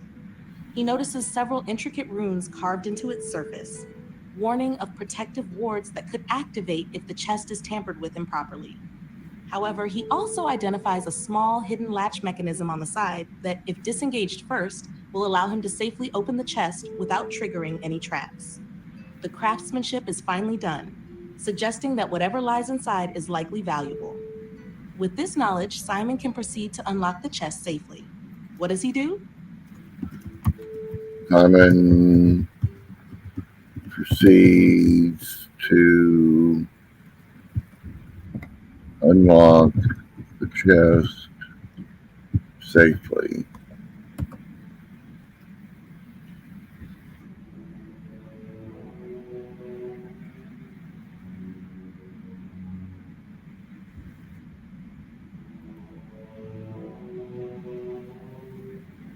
Simon carefully disengages the hidden latch, feeling a slight click as it releases. With the mechanism disarmed, he gently lifts the lid of the chest. The hinges creak softly as the chest opens, revealing its contents. Inside, he finds 1. A potion of healing. A small vial filled with a shimmering red liquid, likely capable of restoring some of his lost hit points. 2. A scroll of protection. An ancient scroll, its parchment worn but still legible, containing a spell that can provide temporary protection against spirits or undead creatures. 3. 50 gold pieces. A small pouch filled with coins, shining softly in the lantern's light. The chest holds valuable treasures that could aid Simon on his journey. What does Simon do next? All right, let's get this stuff entered in inventory.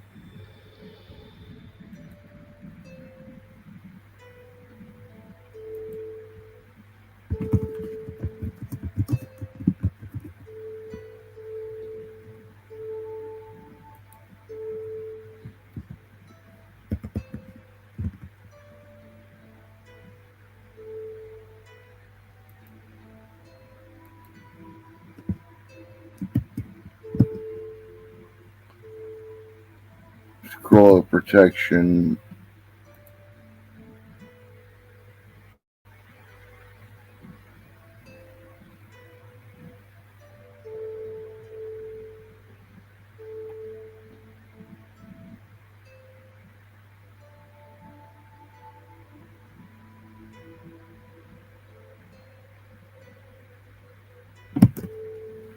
Scroll of protection.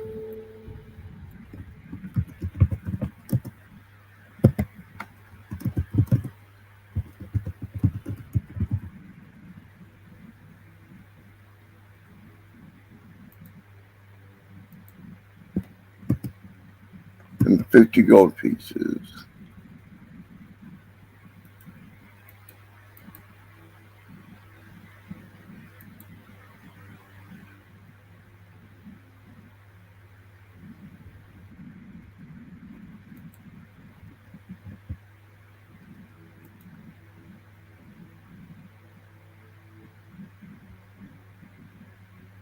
Okay. Now what to do?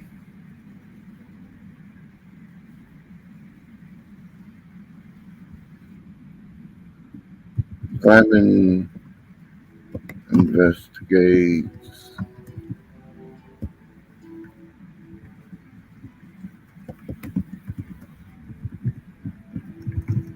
the rest of the room, looking for a way out.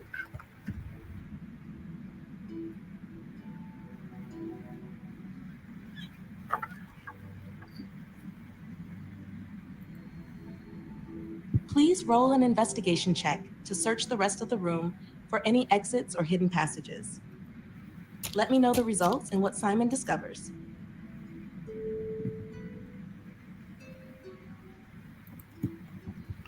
Simon rolled a 13.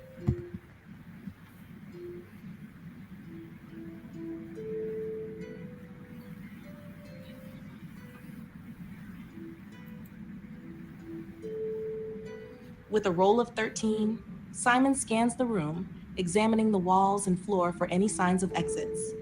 He notes the intricate carvings that adorn the stone surfaces, but nothing immediately stands out as a hidden passage. However, as he explores, he discovers a small crack in one corner of the chamber, just large enough for a person to squeeze through. The crack leads to a narrow tunnel that seems to extend beyond the chamber, its darkness promising more secrets ahead. While it may not be a conventional exit, it could provide an alternative route to continue his exploration. What will Simon do?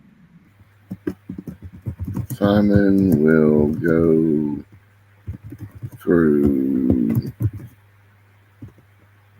the crack into the narrow tunnel.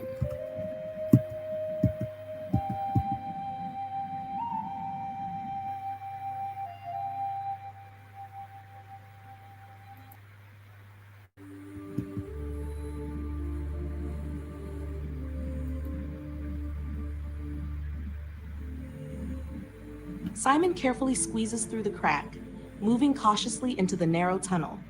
The passage is dark and tight, the walls cold and damp against his skin. The air is stale, and the faint sound of dripping water echoes in the distance.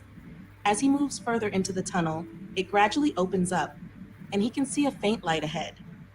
The tunnel slopes downward slightly, and with each step, the air feels cooler. After a short walk, he emerges into another chamber, this one larger and filled with a soft, bluish glow emanating from luminous fungi growing along the walls. In the center of this chamber lies a pool of clear water, reflecting the glow of the fungi. The atmosphere here feels peaceful, almost serene, contrasting with the tension he felt in the previous rooms. What does Simon do? Simon investigates the room to make sure he's not missing anything like a passage out of the room.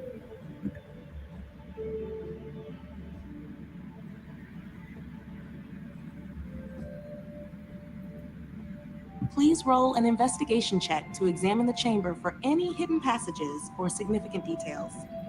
Let me know the results, and we'll see what Simon discovers.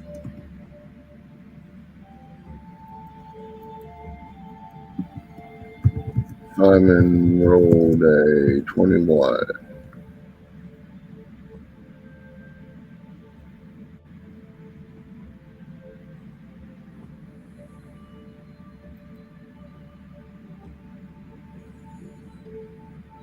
With a roll of 21, Simon thoroughly investigates the chamber.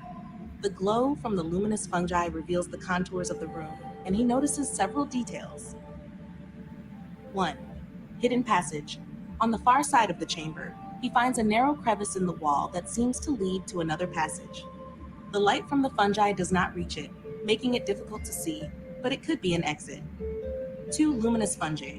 As he inspects the fungi closely, Simon realizes that some of the species are bioluminescent and could potentially be harvested for use in crafting potions or as a light source. Number 3. The pool of water.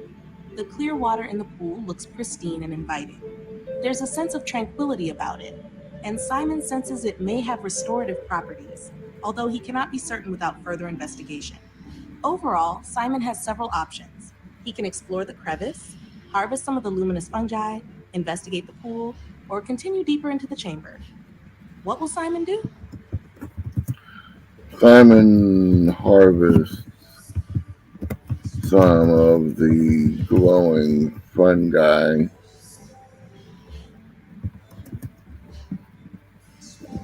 and then moves to examine the pool of water.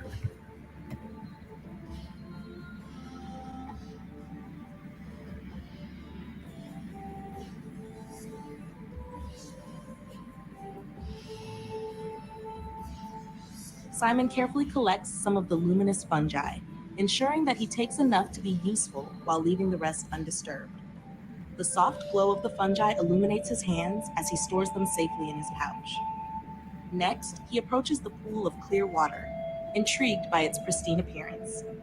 As he leans closer, he can see the smooth stones lining the bottom, and the water reflects the blue glow of the fungi overhead, creating a calming ambience. As Simon examines the pool, he notices that the water appears unnaturally still, without a ripple. There's a faint, almost melodic sound emanating from it, like soft whispers calling him closer. What does Simon do? Simon dips his fingers into the pool and swirls the water a bit to see if he gets a reaction from it.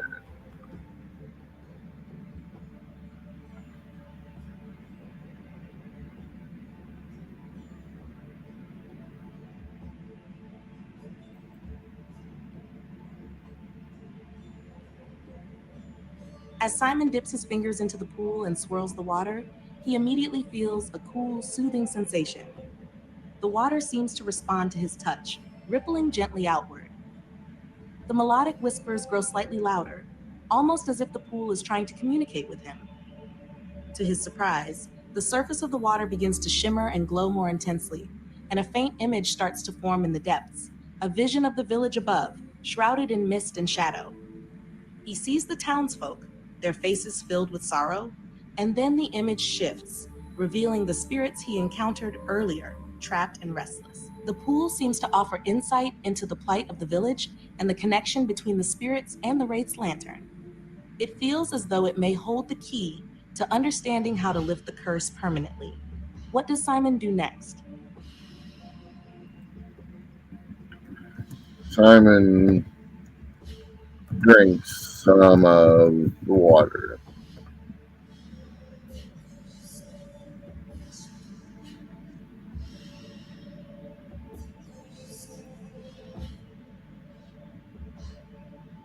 Simon cups his hands and brings the cool, clear water to his lips, taking a cautious sip. As he drinks, a refreshing wave of energy courses through him, and he feels invigorated.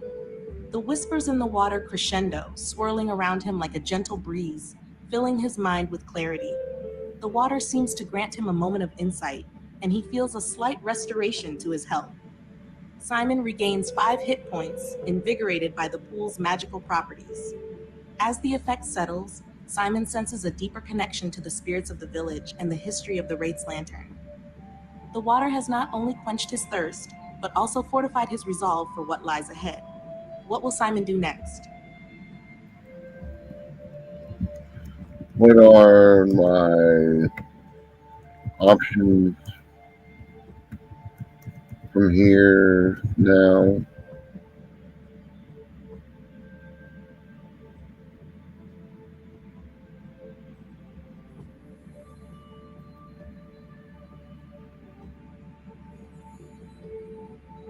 From here, Simon has several options to consider. 1. Explore the hidden passage. Investigate the narrow crevice in the wall that he noticed earlier. It may lead to another chamber or provide an exit from the current area. 2. Harvest more fungi. If he hasn't already collected enough, he can gather additional luminous fungi for potential use in crafting or as a light source. 3. Examine the pool further.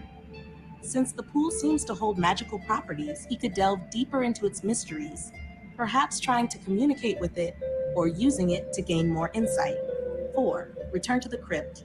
He could backtrack to the crypt to explore any remaining areas, ensuring he hasn't missed anything. 5. Continue forward. If there's nothing else of interest, he could take the hidden passage to see where it leads. 6. Prepare for potential encounters. He could take a moment to rest, heal, and strategize for any further encounters with spirits or wraiths, especially considering he might need to use the wraith's lantern more effectively. What does Simon choose to do?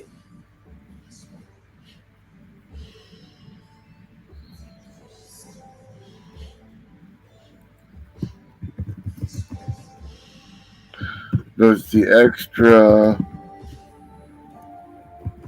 hit points from the pool restore my hit point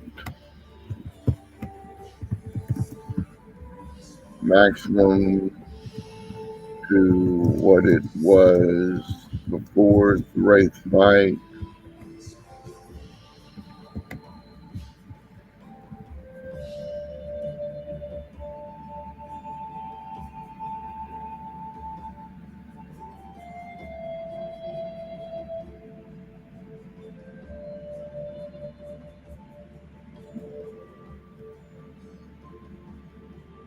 The extra 5 hit points from the pool restore Simon's current hit points, but do not increase his hit point maximum.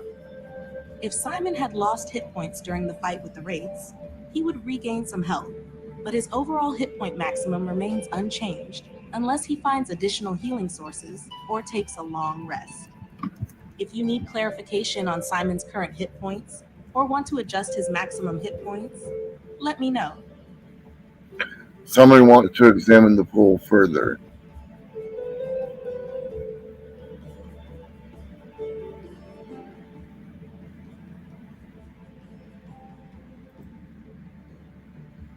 Simon leans closer to the pool, taking in its shimmering surface and the gentle ripples from his earlier touch.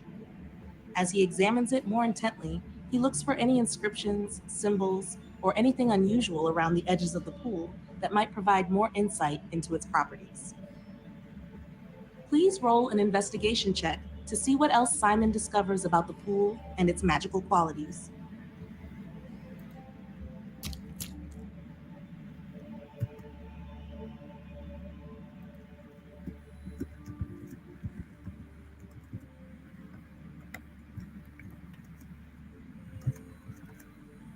Simon rolled a natural one for a 6.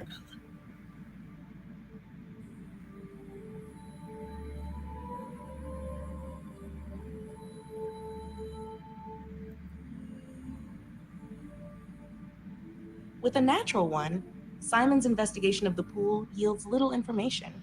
He peers intently into the water, but the reflections and ripples seem to play tricks on his eyes. The soothing glow of the luminous fungi makes it difficult to focus, and he inadvertently leans too close, causing a slight splash. As the water splashes, the whispers grow momentarily louder, and Simon feels a fleeting sense of confusion wash over him. He can't quite grasp any further details about the pool or its powers, but it continues to radiate a calming aura. It seems the pool may still hold secrets, but for now, Simon hasn't uncovered any new insights. What does Simon do next? Simon examines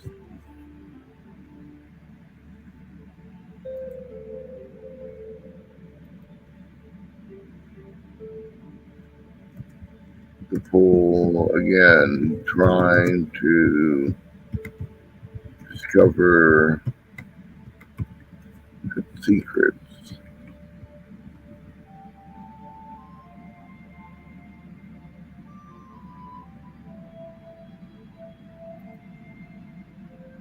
Please roll an investigation check to examine the pool again, and let me know the result so we can see if Simon uncovers any secrets this time.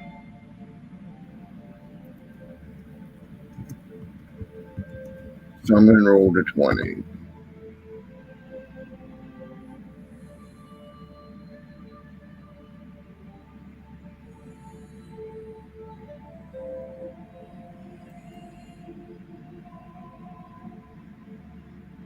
With a roll of 20, Simon's keen senses and focused attention allow him to uncover several important details about the pool. As he carefully examines the edges and the surface of the water, he notices faint, intricate symbols etched into the stone surrounding the pool. These runes resonate with a magical energy, suggesting that the water has restorative and perhaps even prophetic qualities. Looking deeper into the water, he catches a glimpse of fleeting images, visions of the past, present, and possible futures. It seems that the pool can act as a conduit to commune with the spirits or gain insights into Simon's journey. Simon realizes he could potentially ask a question or seek guidance from the pool, and it might respond with a vision or a piece of knowledge relevant to his quest. What does Simon want to ask the pool, or how does he want to interact with it? Simon sticks his right hand into the pool. He then asks aloud, "What am I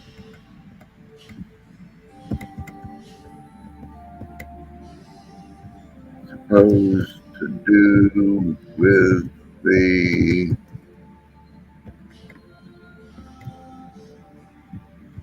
raised lantern?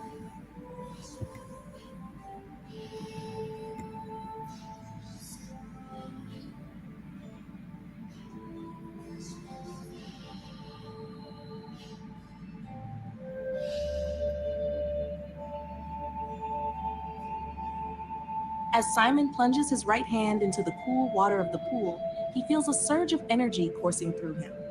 The whispers grow louder, swirling around him, merging into a harmonious chorus as he asks his question. The water begins to shimmer, and the surface reflects a series of images. He sees the village under the pale light of the full moon, spirits wandering aimlessly, their faces twisted with sorrow. Then the vision shifts to the Wraith's lantern, glowing brightly in the darkness, illuminating the path for lost souls. A voice echoes in his mind, clear yet distant. The lantern is a beacon of hope and protection. Use it at the witching hour, when the moon is at its zenith. Stand firm against the spirits that would do harm, and guide the lost souls home. Only then can the curse be lifted and peace restored. As the vision fades, Simon feels the warmth of the pool enveloping his hand, and he knows that he has gained crucial insight into his next steps. The water settles back into stillness, the whispers now a gentle lull. What does Simon do next? Simon investigates the hidden passageway for traps or other harmful things.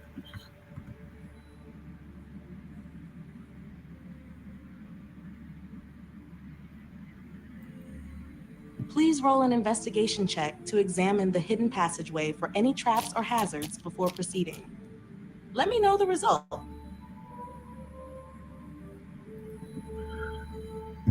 Simon rolled a 21.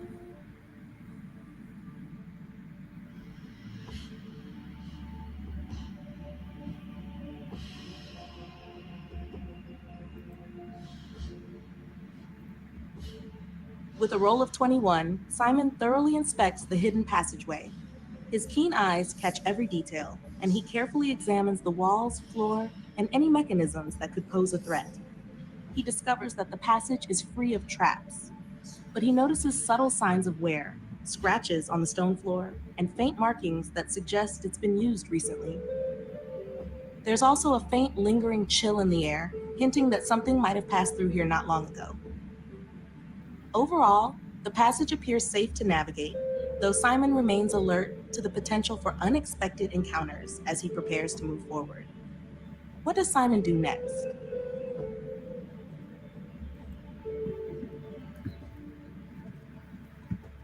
Simon uses his stealth to grasp further down the passage.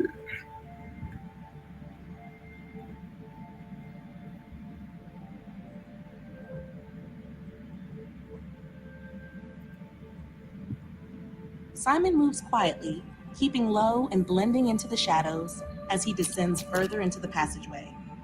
Please roll a stealth check to see how silently he can navigate through the tunnel. Simon rolled a 13 for his stealth.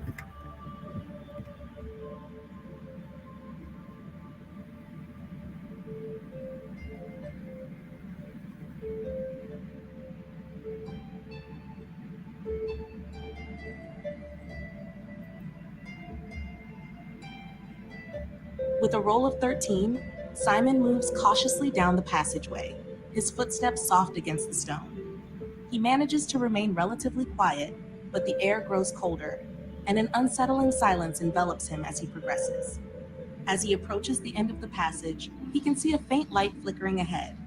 The light casts shadows that dance along the walls, and he hears the distant sound of soft murmurs, almost like whispering voices echoing through the tunnel. He pauses, sensing that he might be nearing another chamber or a significant event. What does Simon do next? Simon stealthily approaches the room looking for any inhabitants thereof.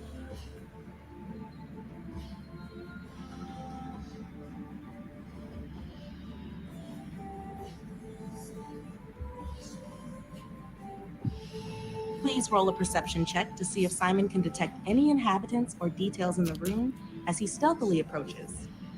Let me know the result. Simon rolled an 8.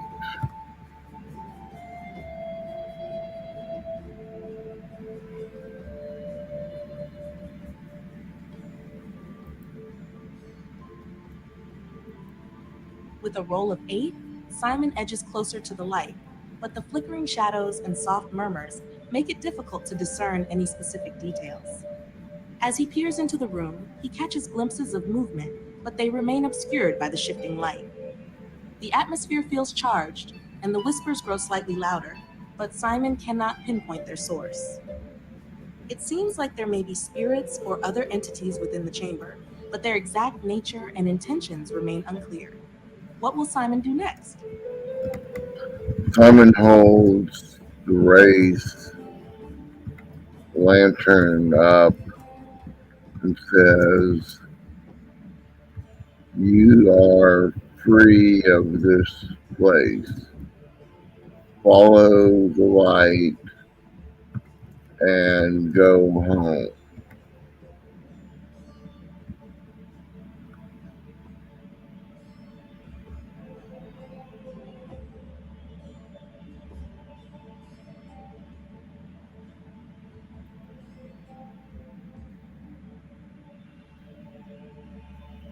As Simon holds the Wraith's lantern aloft, its glow brightens, casting a warm, ethereal light that fills the room.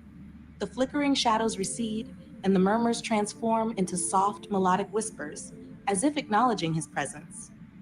The light seems to penetrate the gloom, illuminating several spectral figures that materialize in the chamber.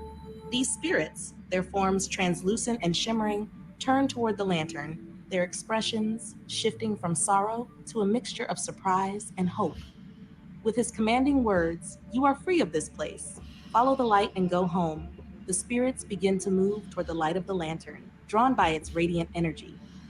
One by one, they gather around it, their forms stabilizing and glowing brighter as they approach. The air is filled with a soothing hum, and Simon can feel the weight of the curse lifting. The spirits, now enveloped in the lantern's glow, whisper their thanks in voices like soft winds. As they gather, the last of the spirits turn to Simon, their faces showing gratitude and relief before they vanish into the light, moving on to whatever awaits them beyond this realm. With the spirits freed and the lantern's power radiating, the chamber feels lighter and more serene. What does Simon do next? Simon looks through the room, see if he can find anything of value.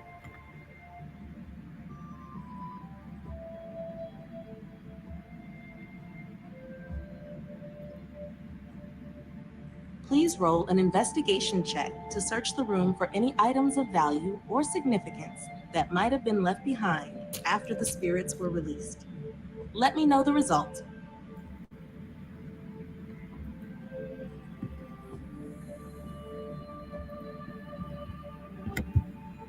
Simon rolled a 24.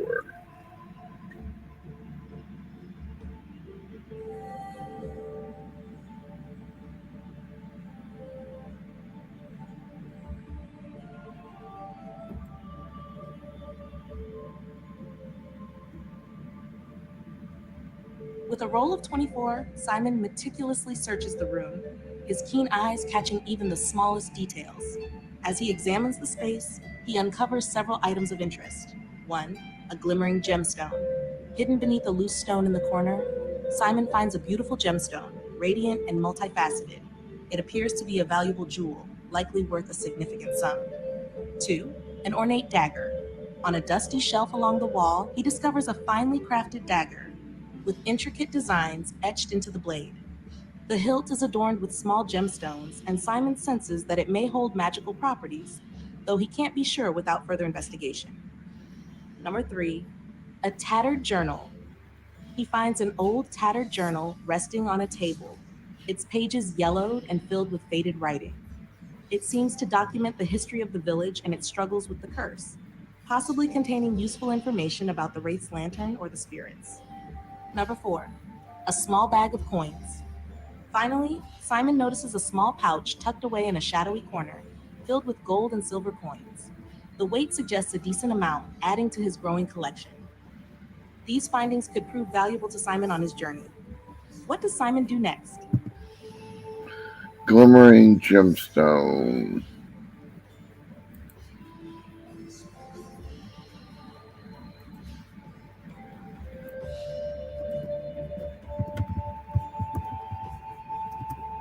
Glimmering gemstone.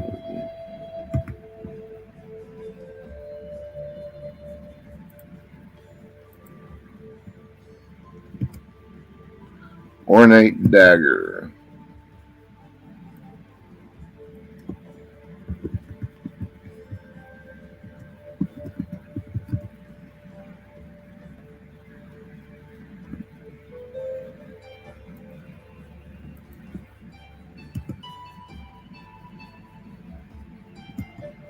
Tattered journal.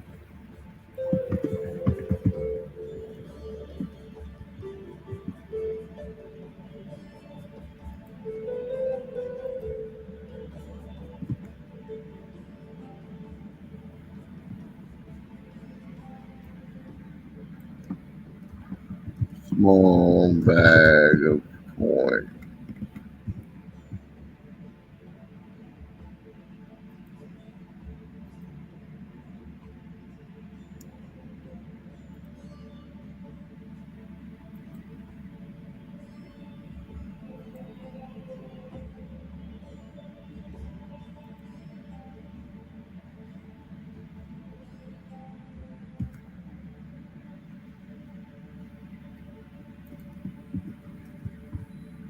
Simon reads the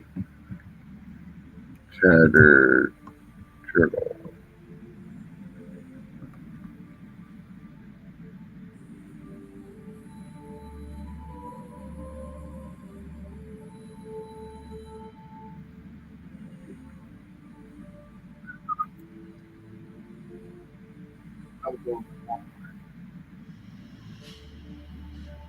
You on where? May Emmerich Veroni for Fiona Dispersion of Fiona Okay. Generating. Rapid to Convoker, I'm just a lit. They Dreidel Dumsta. you didn't call back As because they were Ice last when I Kishka before you left. Kizet. It was in the Joan Hughes, process Rosa of Versa, being River filled. Ones, Your Man, Radicasas, and Tonusas, Onusur Surf, House of Us, Toya, Palfola, You are in one. Memory Tro. What did it do? Memory Coroni for Fiona Dispersion of Fiona Generating. Rapid to Convoker, I'm just a lit.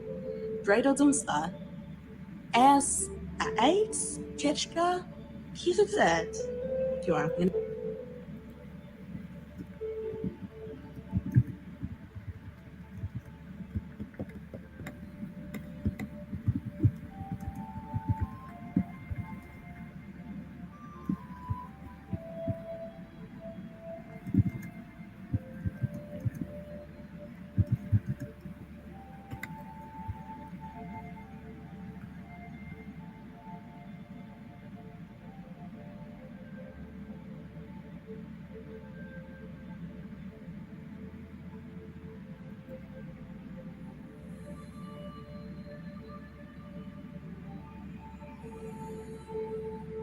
Here's the summary of the journal's contents in English. 1. Origins of the curse. The journal explains that the curse began a century ago due to a betrayal during a village festival. The townsfolk turned against one another, leading to tragic outcomes and the rise of vengeful spirits. 2. The Wraith's Lantern. Several entries describe the Wraith's Lantern as a powerful artifact designed to protect the village from the spirits of the wronged. It is said to possess the ability to guide lost souls to peace, but neglect and fear among the villagers led to its misuse. 3. Instructions for use. A key entry outlines how to properly wield the lantern. It emphasizes that the bearer must be strong of will and pure of heart, particularly at midnight when the moon is full. When used correctly, the lantern can repel spirits and cleanse the area of the curse. 4. Warnings of dark forces. The journal concludes with warnings about dark forces that may seek to reclaim the lantern for malicious purposes, indicating that the village was not the only target of the curse. This information provides crucial insights into Simon's quest and reinforces the significance of the Wraith's Lantern. What does Simon do next? Simon examines the dagger to see if it's magical in nature.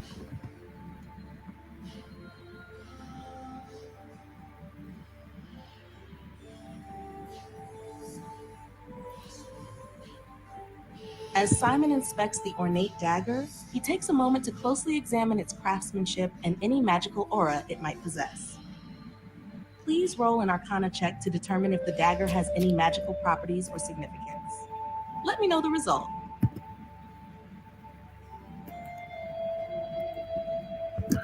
I rolled a 9.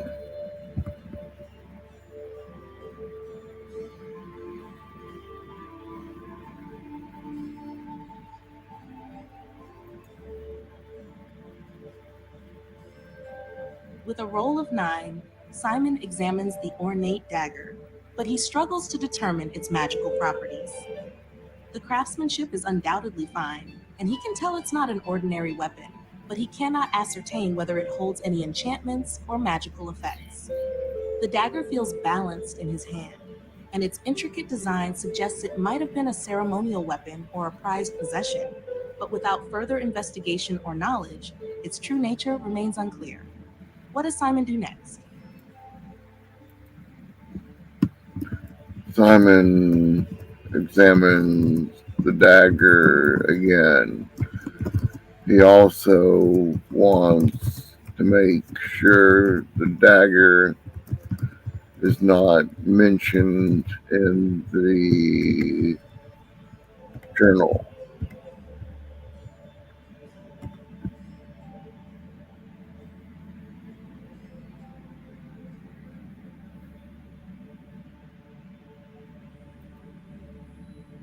Please roll another investigation check to examine the dagger closely and to cross-reference it with any mentions in the journal. Let me know the result. I rolled a 7.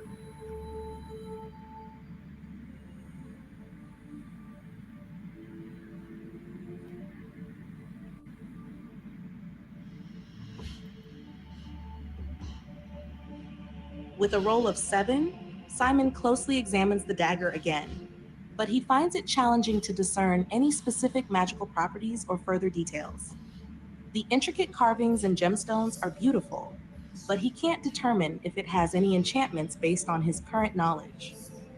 As he flips through the journal, he doesn't find any specific mentions of the dagger. It appears that while the journal documents the history and the importance of the Wraith's Lantern, it does not refer to this particular weapon. It remains a mystery for now. What does Simon do next? Simon will examine the dagger one final time to see if he can make sense of it.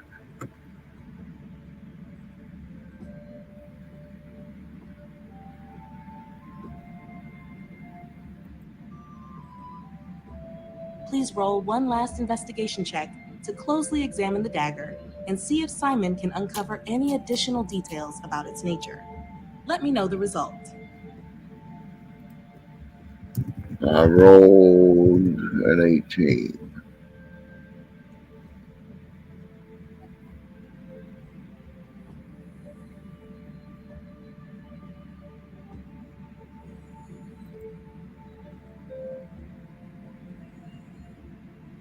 With a roll of 18, Simon carefully inspects the dagger, his keen eyes catching subtle details he may have overlooked before.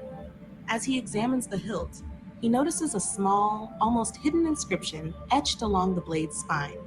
The inscription is in an ancient language, but he recognizes a few key words that translate to guardian and light. This suggests that the dagger may indeed be more than just a weapon. It likely has protective qualities tied to light or spirits. Furthermore, he can sense a faint magical aura emanating from it, indicating that the dagger possesses some enchantment, perhaps enhancing its effectiveness against undead or malevolent spirits. Feeling a sense of satisfaction, Simon realizes he has found something potentially valuable that could aid him in his journey. What does Simon do next? What are my options now?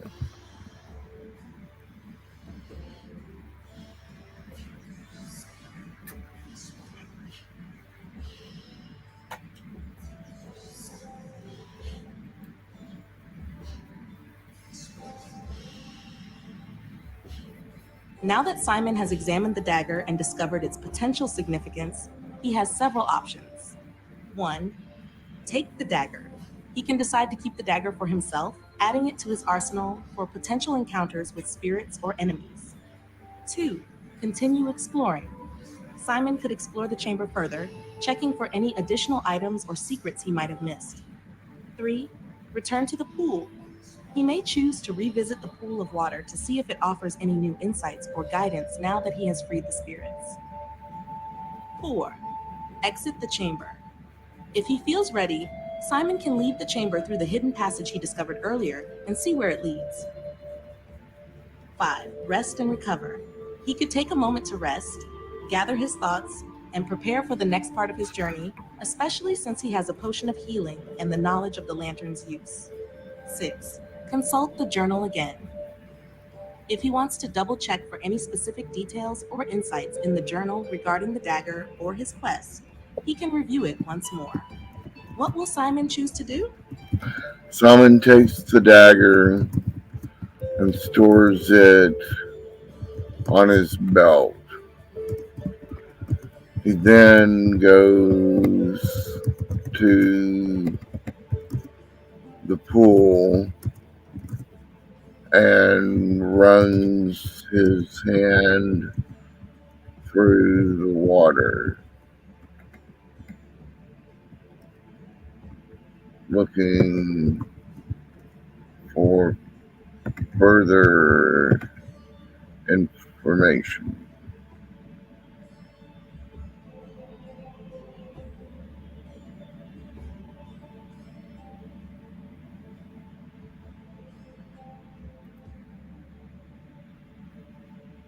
As Simon takes the dagger and secures it on his belt, he feels a sense of readiness for whatever challenges may lie ahead.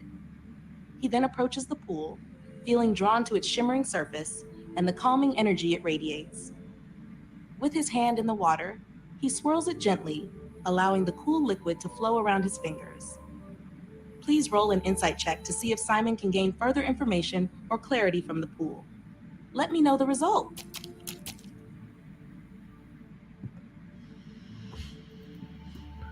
Simon rolled a 20.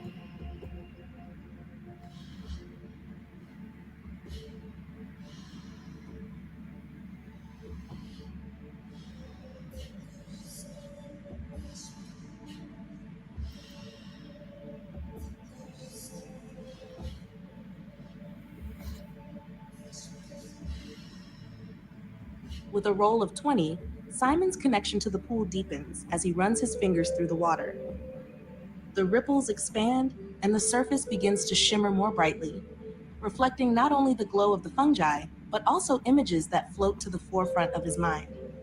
As he focuses, the whispers return, forming coherent thoughts that resonate within him. He receives a powerful vision of the village, its spirits trapped in suffering, and he sees himself standing at the heart of the village, with the wraith's lantern glowing brightly. The vision clarifies that the dagger he just acquired is not just a weapon. It serves as a key to harness the full power of the wraith's lantern. It can amplify its effects against malevolent spirits, allowing Simon to channel the lantern's light more effectively and protect himself from harm. He also sees a potential danger, a dark figure watching from the shadows, plotting to reclaim the lantern for sinister purposes. This figure is connected to the curse, and if Simon is to lift it, he must be prepared for an encounter. Feeling enlightened, Simon understands the weight of his responsibility and the significance of the choices ahead. What does Simon do next?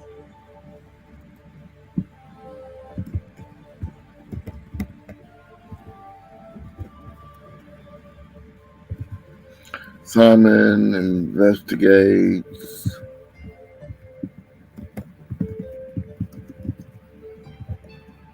hidden passageway.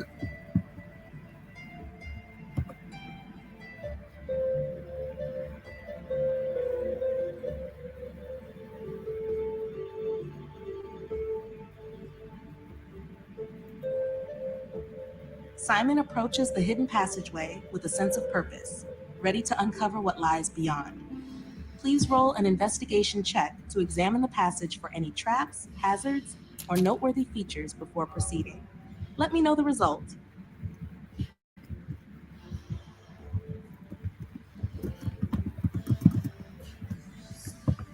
I rolled a 25.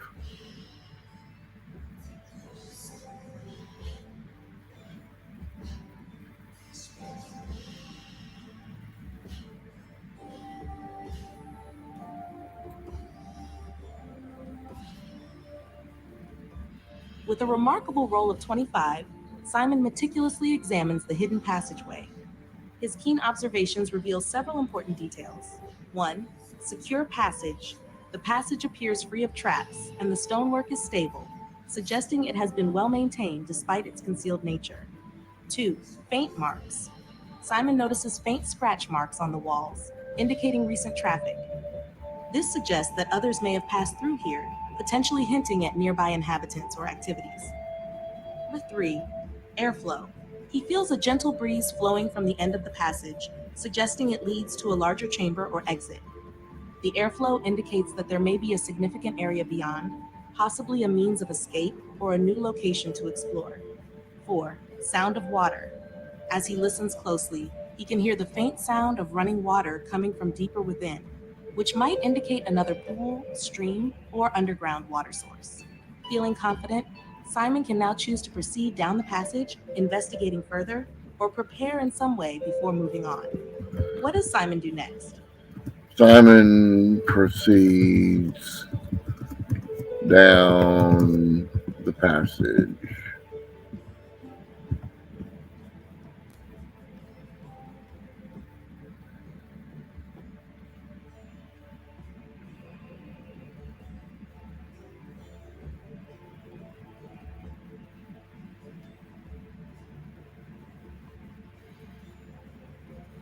As Simon proceeds down the passage, the cool air envelops him, and the sounds of dripping water grow slightly louder. The tunnel twists and turns gently, illuminated by the glow of the fungi he passed earlier, casting eerie shadows along the walls. After a short walk, the passage opens up into a larger chamber. The walls are lined with more of the luminous fungi, bathing the space in a soft, bluish light. In the center of the chamber, he finds a small underground spring bubbling up from the ground, feeding into a shallow pool. As Simon steps further into the chamber, he notices several more things. 1. Stone statues. There are intricately carved stone statues of various figures, likely representing the guardians of the village or past protectors. They stand in a circle around the spring, their expressions serene but solemn. 2. Faint glimmer. Among the roots and rocks around the pool, he spots a faint glimmering object partially submerged in the water. Number 3. Additional passage. On the far side of the chamber, another passageway leads deeper into the darkness, suggesting more to explore. What does Simon do? Simon checks out the faint glimmer coming from the rocks and water.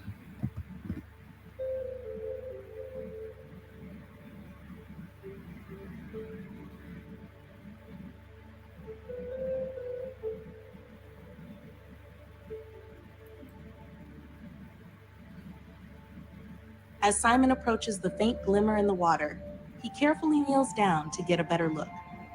The spring bubbles gently, and as he reaches into the shallow pool, he feels the cool water against his fingers. He carefully brushes aside some of the rocks and roots, revealing a small silver pendant that has become lodged between them. The pendant is shaped like a crescent moon, similar to the ones he's encountered before, and it shimmers with a faint magical aura. Upon closer inspection, he notices intricate engravings on its surface, depicting scenes of protection and guidance, which might suggest its significance in relation to the Wraith's lantern and the village's history. What does Simon do next? Simon studies the silver pendant, see if there's any magical property to it.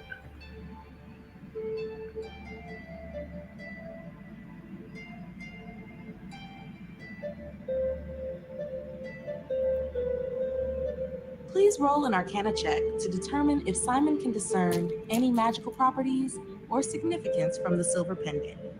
Let me know the result.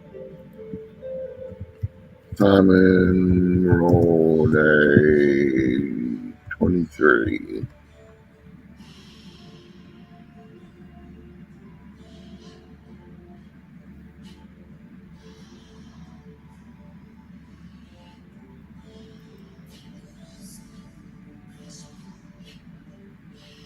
With a roll of 23, Simon studies the silver pendant closely, and his extensive knowledge of magical artifacts allows him to uncover its properties. The pendant radiates a strong aura of abjuration magic, indicating that it offers protective qualities. He realizes that wearing the pendant can grant him the following benefits. 1. Spirit Ward. The pendant provides a bonus to saving throws against necrotic damage and effects caused by undead creatures. 2. Guiding Light. Once per day, the pendant can be activated to cast the Guiding Bolt spell, illuminating an area and potentially blinding a target for a brief moment. 3. Connection to the Wraith's Lantern.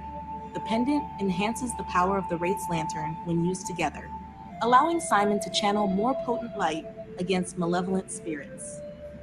Feeling a sense of purpose, Simon understands that this pendant could be a valuable asset in his quest to lift the curse and protect himself against the dark forces that linger in the village.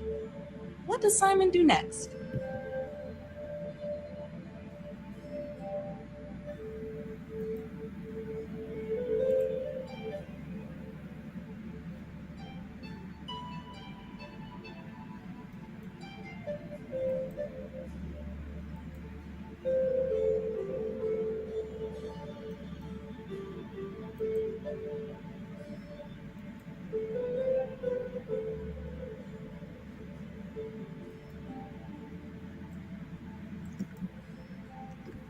Silver pendant from the spring and the crypt.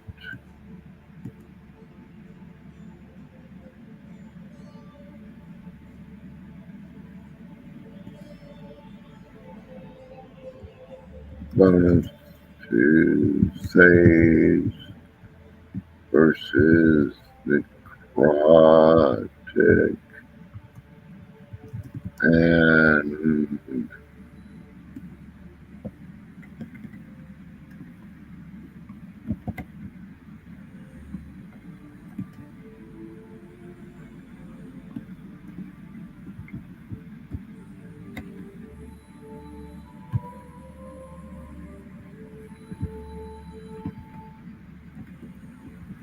guiding bolt once a day.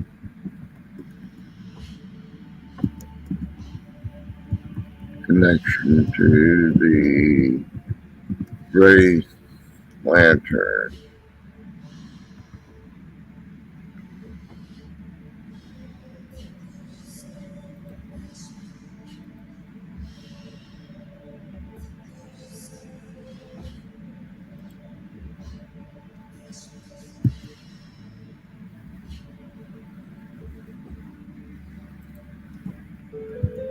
Simon examines way out of the room.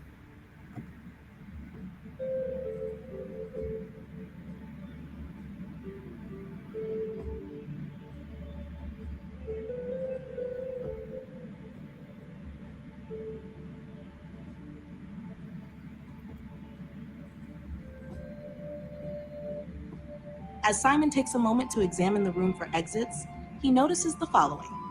1. The spring. The bubbling spring continues to flow gently into the shallow pool, but there are no visible exits or passages connected to it. 2. The far passageway. On the opposite side of the chamber, there is another passageway that leads deeper into the darkness. It appears to be well worn, indicating that it has been used frequently. 3. The statues. The stone statues stand solemnly around the spring, but they do not conceal any hidden exits or features. They seem to serve more as guardians of this sacred space rather than as a means of egress. With the knowledge of the nearby passage leading deeper into the unknown, Simon has a clear path forward. What does Simon do next? Simon checks the statues to see if they have any aura of magic.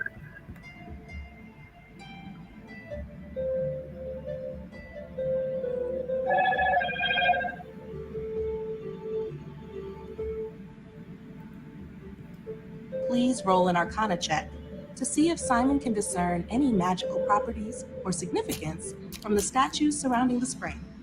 Let me know the result. I rolled a 26.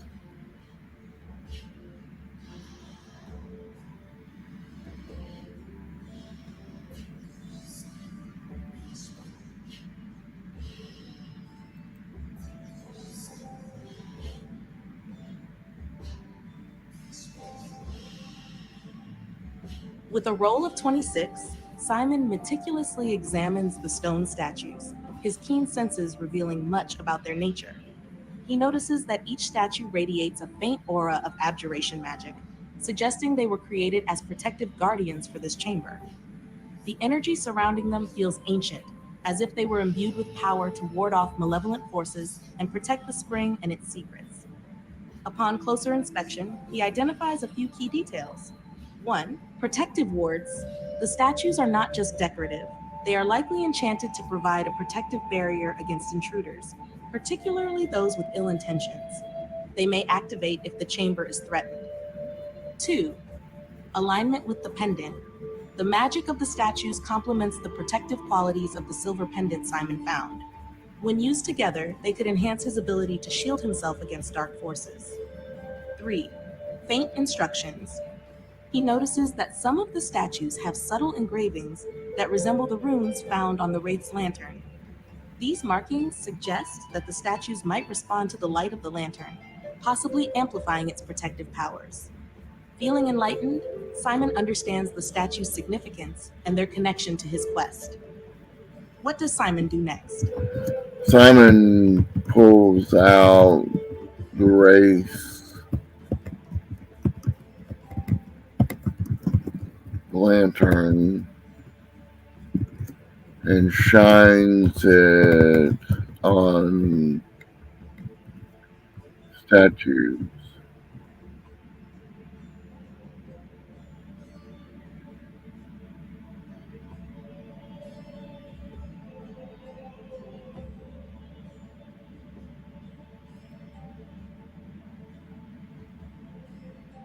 As Simon pulls out the Wraith's lantern and directs its radiant light toward the statues.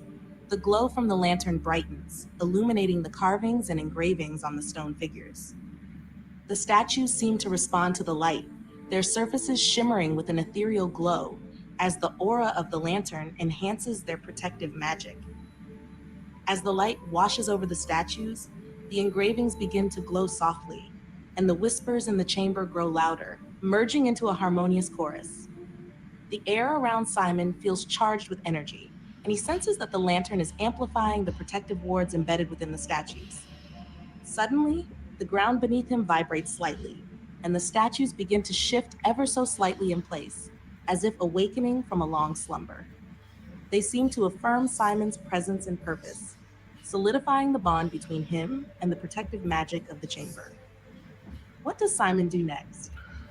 All right, I am going to take a break real quick, and I'll be back as soon as I'm through smoking a cigarette. I'll be back. Been gone for almost 3 hours, and I don't know how much longer I'm going to go for this, but we'll see.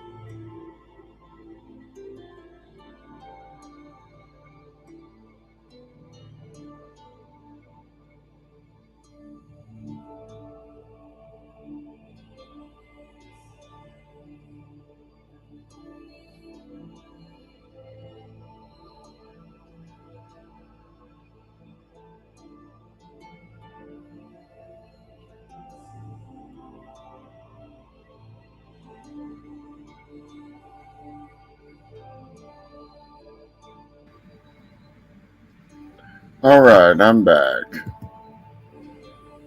Let's see. I'm going to check the statues to see what condition they're in. Simon inspects the statues to see what kind of shape they are in. Are there any broken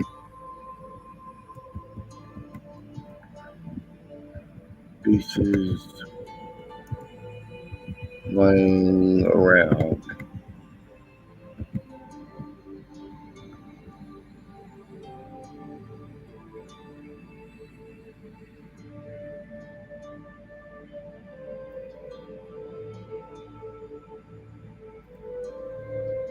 Please roll an investigation check to inspect the statues and determine their condition, as well as to look for any broken pieces or signs of damage in the area. Let me know the result.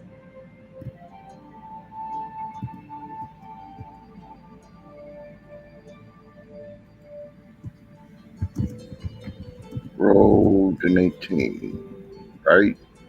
Right.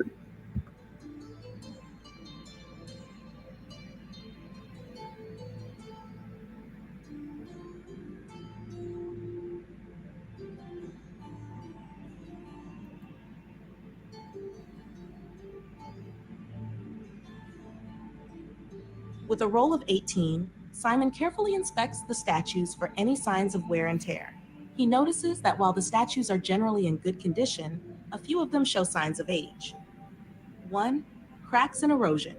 Some of the statues have minor cracks in their stone surfaces, particularly where the elements may have worn them down over time. However, none of the statues appear to be in immediate danger of collapse. 2. Missing pieces. One statue has a small portion of its arm broken off and lying on the ground nearby. The broken piece is intricately carved and might still be valuable in terms of craftsmanship or magical significance. Number 3. Lichen growth.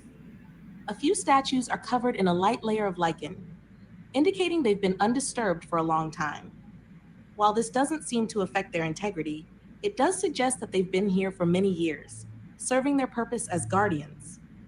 Overall, the statues are functional and continue to radiate protective magic, but the broken piece may hold additional significance. What does Simon do next? Simon picks up the broken arm of the statue and holds it close to the race lantern.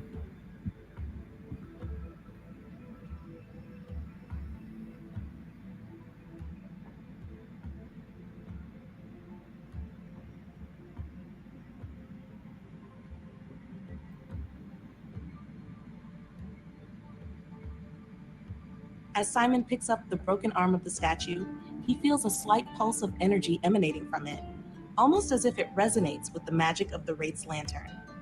Holding the broken piece close to the lantern, he observes 1. Glow intensification. The lantern's light brightens and begins to shimmer, casting an ethereal glow over the broken arm. The runes on the lantern pulse in rhythm with the energy of the statue piece. 2. Connection. He senses a strong connection between the broken arm and the protective wards of the statues. It feels as though this piece could potentially be reattached to the statue to restore some of its power or magic. 3. Whispers of guidance. The whispers in the chamber grow more pronounced, filling the air with a soothing melody. Simon feels that the spirits of the guardians are acknowledging his actions and are eager to assist him in his quest. This could be an opportunity for Simon to restore the statue's power, or perhaps uncover a hidden aspect of the magic surrounding the statues. What does Simon do next? Simon places the statue's arm in his pouch for now.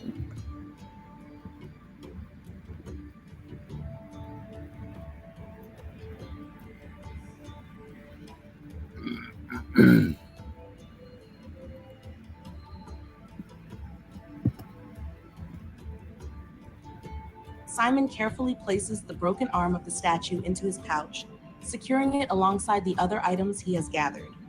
He feels a sense of purpose in preserving the piece, recognizing its potential significance for later. With the wraith's lantern glowing softly beside him and the statues radiating their protective magic, Simon stands in the chamber, aware that he has several paths available to him. 1. Continue exploring the chamber. He can further investigate the rest of the room or examine the spring for anything else of interest. 2. Exit through the other passage. He could choose to head out through the other passage he discovered earlier. 3. Use the lantern's light. If there are still lingering spirits or dark forces nearby, he could prepare to use the lantern to ward them off or guide them. Take a moment to rest. He could take a brief moment to gather his thoughts, assess his situation, and prepare for the next part of his journey. What does Simon decide to do?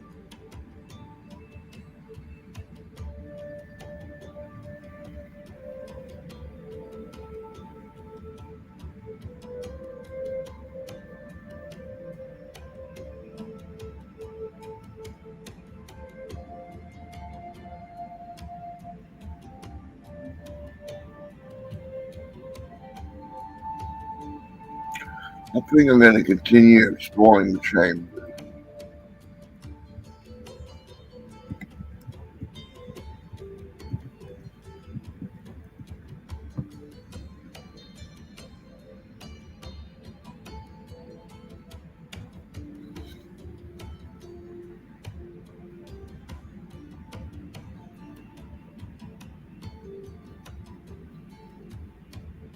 Simon decides to continue exploring the chamber, taking in the details of his surroundings.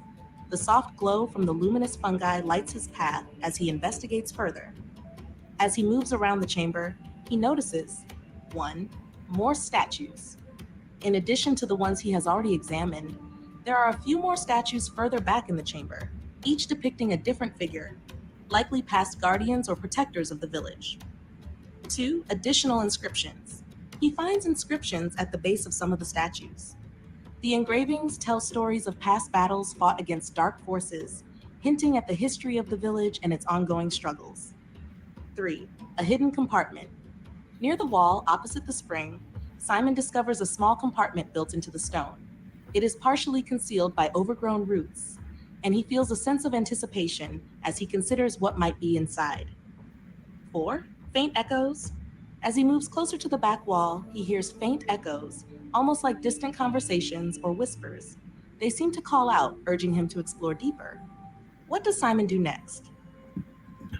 Simon will open the hidden compartment.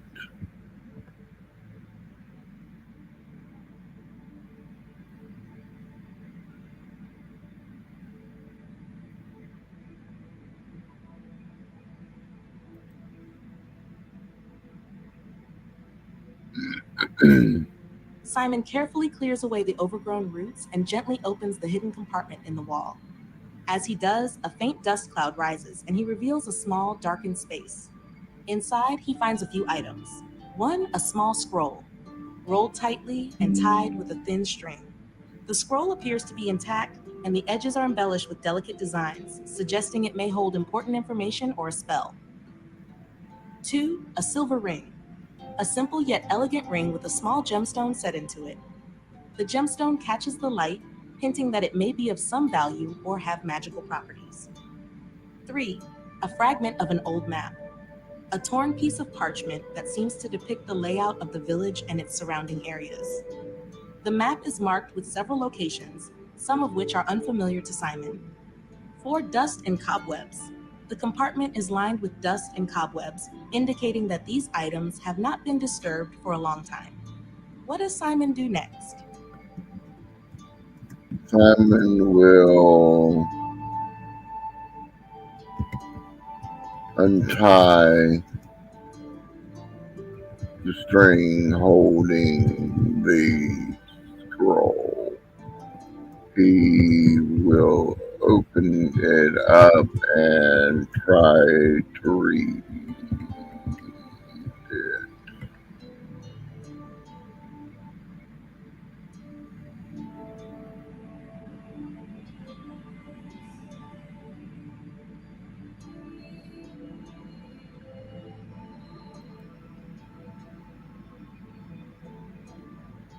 As Simon unties the string and carefully unrolls the scroll, he reveals an intricate piece of parchment filled with elegant handwriting. The text is slightly faded, but still legible. Upon reading, he discovers that the scroll contains a spell known as Protection from Evil and Good. The spell provides a protective barrier against certain types of creatures, including undead, aberrations, and fiends. It can be a valuable tool for Simon in the dangers that lie ahead, especially given the spirits he has encountered. The scroll includes instructions for casting the spell, detailing the necessary components and gestures required to invoke its protective powers. Feeling a sense of accomplishment, Simon considers how this spell might assist him in his quest to confront the lingering threats in the village. What does Simon do next?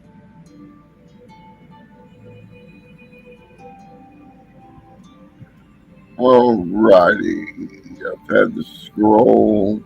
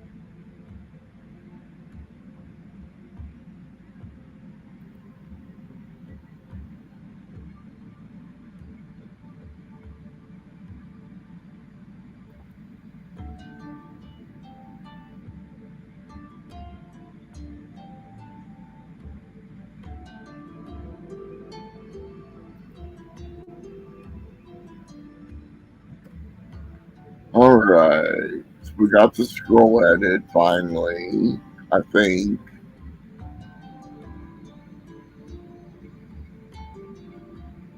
Silver ring with gemstones. Simon will put the silver ring on his finger.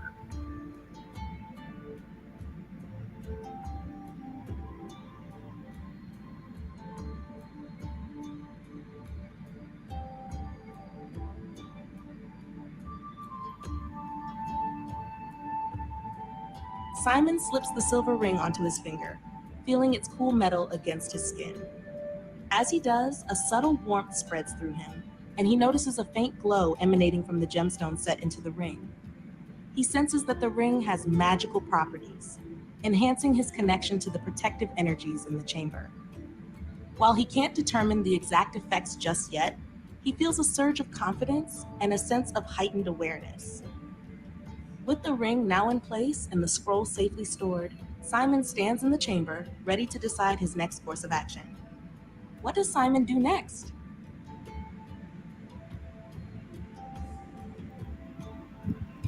Simon will investigate the fragment of an old map.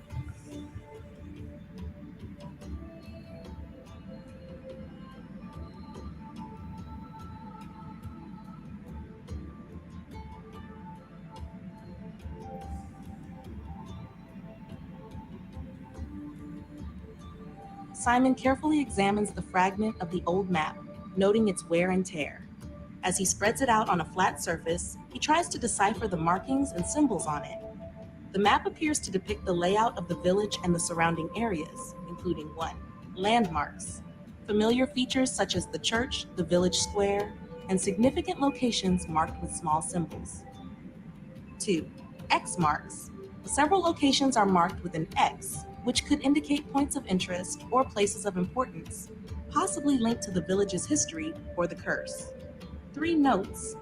In the margins, there are handwritten notes and annotations that provide insights into various areas. Some notes reference hidden treasures, while others mention dangers, particularly in the vicinity of the woods or near the river. 4. Paths. Possible routes through the village and beyond, hinting at safe passageways or shortcuts that could help Simon navigate the terrain more effectively. The map may prove invaluable in helping Simon plan his next steps and identify where he might find more clues or confront lingering threats. What does Simon do next? Simon places the map in his pouch.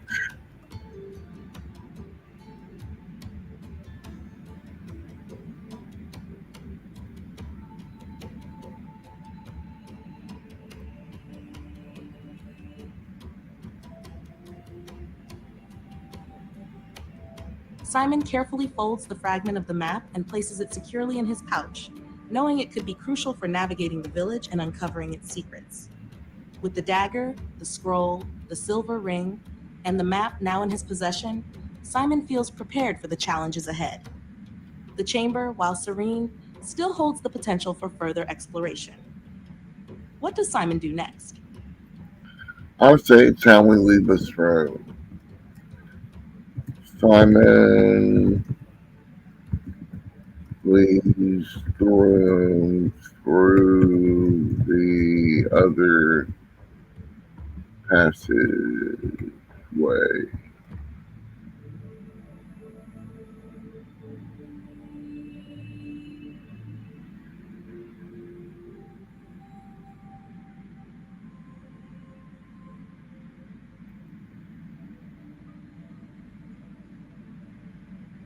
Simon makes his way to the other passageway, leaving the serene chamber behind.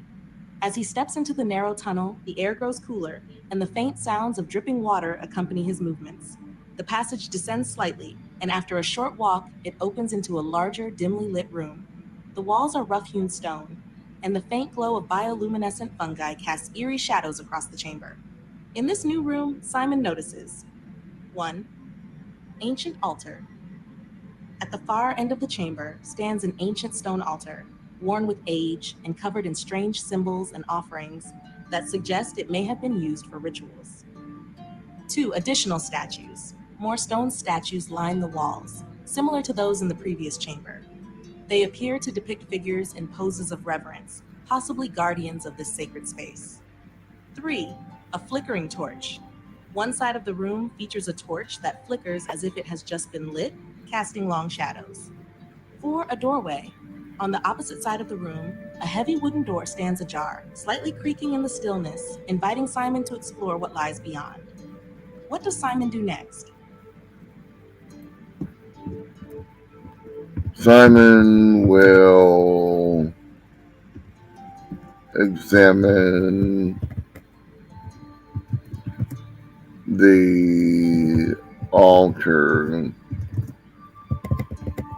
to see if he can make any more of it.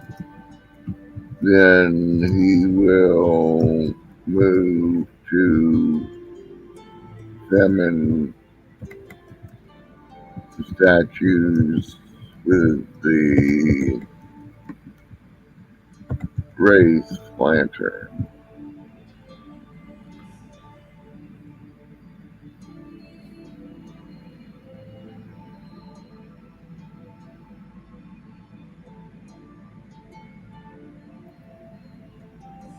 As Simon approaches the ancient altar, he examines its surface for any inscriptions or significant features. Please roll an investigation check to see what details he uncovers about the altar.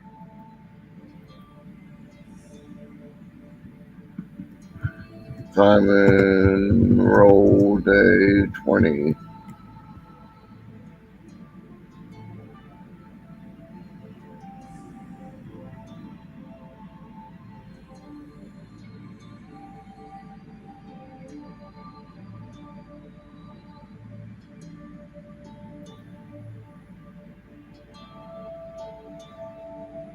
With a roll of 20, Simon closely inspects the ancient altar, revealing several significant details. 1. Intricate symbols. The altar is adorned with a variety of symbols that depict celestial bodies, protective runes, and scenes of spirits being guided by light. These engravings suggest that the altar was used in rituals to honor the spirits and perhaps channel their energy for protection. 2. Offering bowls. On either side of the altar, he finds shallow bowls that appear to have once held offerings, perhaps food, flowers, or other items meant to appease the spirits. Residue in the bowls indicates that the altar was actively used in the past. 3. A faint glow. The runes on the altar begin to shimmer softly in response to the presence of the wraith's lantern, indicating that the altar may react positively to the lantern's light. This could suggest a connection between the lantern, the altar, and the protective magic of the statues. 4. An inscription. At the front of the altar, he finds a weathered inscription that reads, "In light, find peace. In darkness, beware." This phrase reinforces the importance of light in guiding spirits and warding off darkness. Feeling enlightened, Simon then turns his attention to the statues in the room. Please roll another investigation check to see what he discovers about them.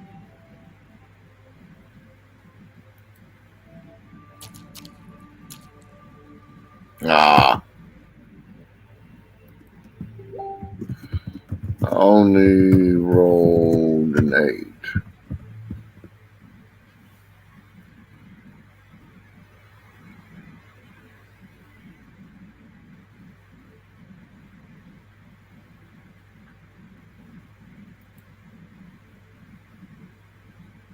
With a roll of 8, Simon examines the statues, but his focus is somewhat distracted by the intricate carvings and the inscriptions on the altar. While he notices that the statues depict figures in poses of reverence, he struggles to discern any specific magical properties or details beyond their impressive craftsmanship. The statues remain silent sentinels, their stone forms emanating a subtle aura, but Simon can't determine any additional insights from them at this time. What does Simon do next?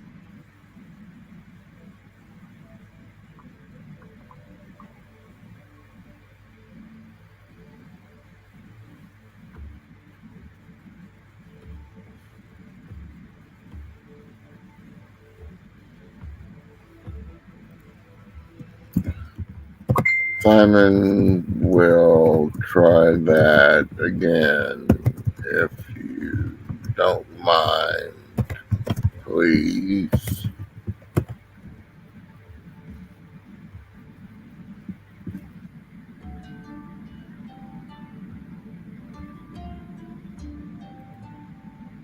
Please roll an investigation check again to examine the statues more closely, and let me know the result.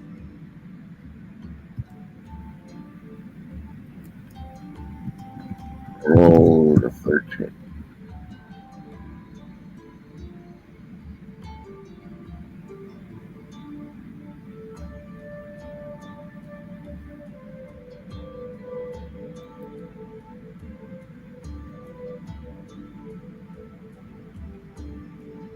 With a roll of 13, Simon takes a more careful look at the statues. He notices several key details. 1. Varied depictions. Each statue depicts a different figure, likely representing various guardians of the village or important historical figures associated with the village's past. Some hold objects like lanterns, while others are depicted in protective stances. 2. Subtle runic carvings. Upon closer inspection, he finds that each statue has faint runes carved into their bases, similar to those on the altar. These runes are protective in nature, suggesting that the statues were meant to guard this space and ward off malevolent spirits. The 3. One statue different. One statue stands out slightly from the others. It is larger and more detailed, depicting a figure with outstretched arms as if offering protection. This statue seems to resonate more strongly with the energy from the Wraith's lantern. 4. Signs of wear. Some of the statues show signs of erosion and wear, indicating their age. However, they remain intact and continue to radiate protective magic. Feeling satisfied with these observations, Simon has a better understanding of the statue's significance. What does Simon do next? Simon examines the room and area to see if it would be a good place to rest for a minute to an hour.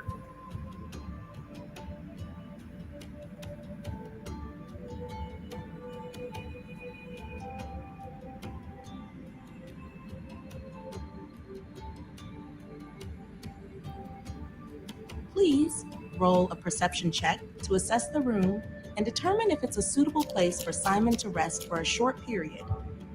Let me know the result.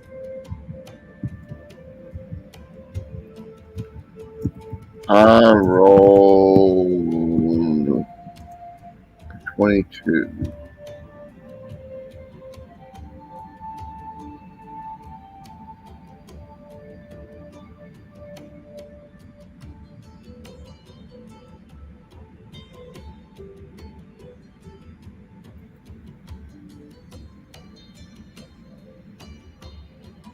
With a roll of 22, Simon carefully surveys the room, assessing its safety and suitability for a short rest. His keen observations reveal several factors. 1. Relative security. The chamber is relatively quiet, and the presence of the statues and the altar seems to create a protective ambience. The soft glow of the Wraith's lantern adds a layer of comfort, making it feel like a safe space. 2. No immediate threats. Simon doesn't perceive any immediate threats in the area. The flickering torch does not seem to indicate any recent activity, and the quiet echo suggests that he is alone for the moment. 3. Calming atmosphere. The gentle sound of the bubbling spring creates a soothing background noise, making it conducive for resting and recuperating. 4.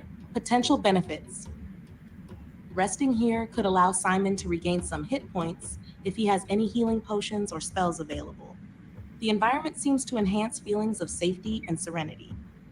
Overall, Simon concludes that this chamber would be a good place to take a short rest and recover his strength. What does Simon decide to do? Simon will take a short rest. And we are going to stop the game for now. This has been ChatGPT Halloween 24.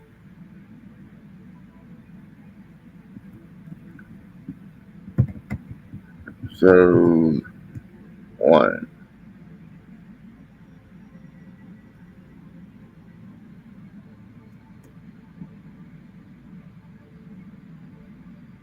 I may come back tonight to continue the game.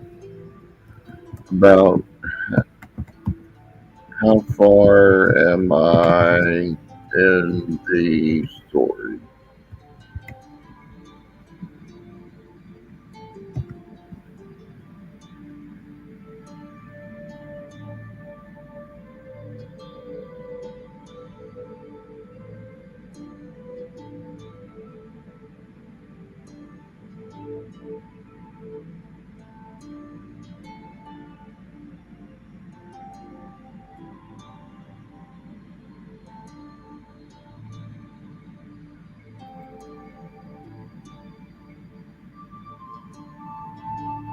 Great. During this session, Simon has made significant progress in the story. Here's a quick recap of where he stands. 1. Encounter with Wraiths. Simon successfully fought and defeated multiple Wraiths, utilizing the Wraith's lantern and his scimitars effectively. 2. Acquisition of key items. He found several valuable items, including the Wraith's lantern, a silver pendant, an ornate dagger, a scroll of protection, and a fragment of an old map. 3. Insight from the pool. The magical pool provided Simon with guidance on using the Wraith's lantern effectively to lift the curse affecting the village. 4. Exploration of the chamber. Simon explored a new chamber, discovering ancient statues and an altar that reaffirmed the protective magic tied to his quest. 5. Preparation for future challenges. With the decision to take a short rest, Simon is poised to regain strength and prepare for whatever lies ahead, including potential encounters with dark forces. You're in a strong position with plenty of information and resources to continue your journey. Whenever you're ready to pick up the story again, just let me know. Enjoy your break. Alrighty, we're going to take a short rest.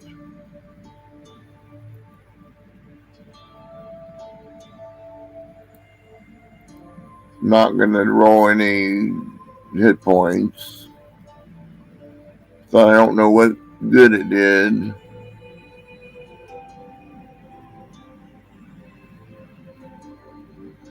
Alright, well, that's going to be it for tonight. Well, maybe not for tonight, but for now anyway. Got kids coming and all that since it's Halloween. And wanted to see how far I can get into a Halloween ChatGPT D&D game. It's been fun so far. So if you liked it, please leave a like on the video. That helps a lot. Comment if you feel like it. Subscribe and so you can be notified whenever I go live for this again, or whenever we do the Simon and Ella 2-player ChatGPT experience. And Mondays should still be our Curse of Strahd campaign, which we're having our 1-year anniversary tomorrow. So, yeah, the normal like, comment, subscribe. It really helps. It really, really does. So, thank you very much. Have a happy, safe Halloween. Bye.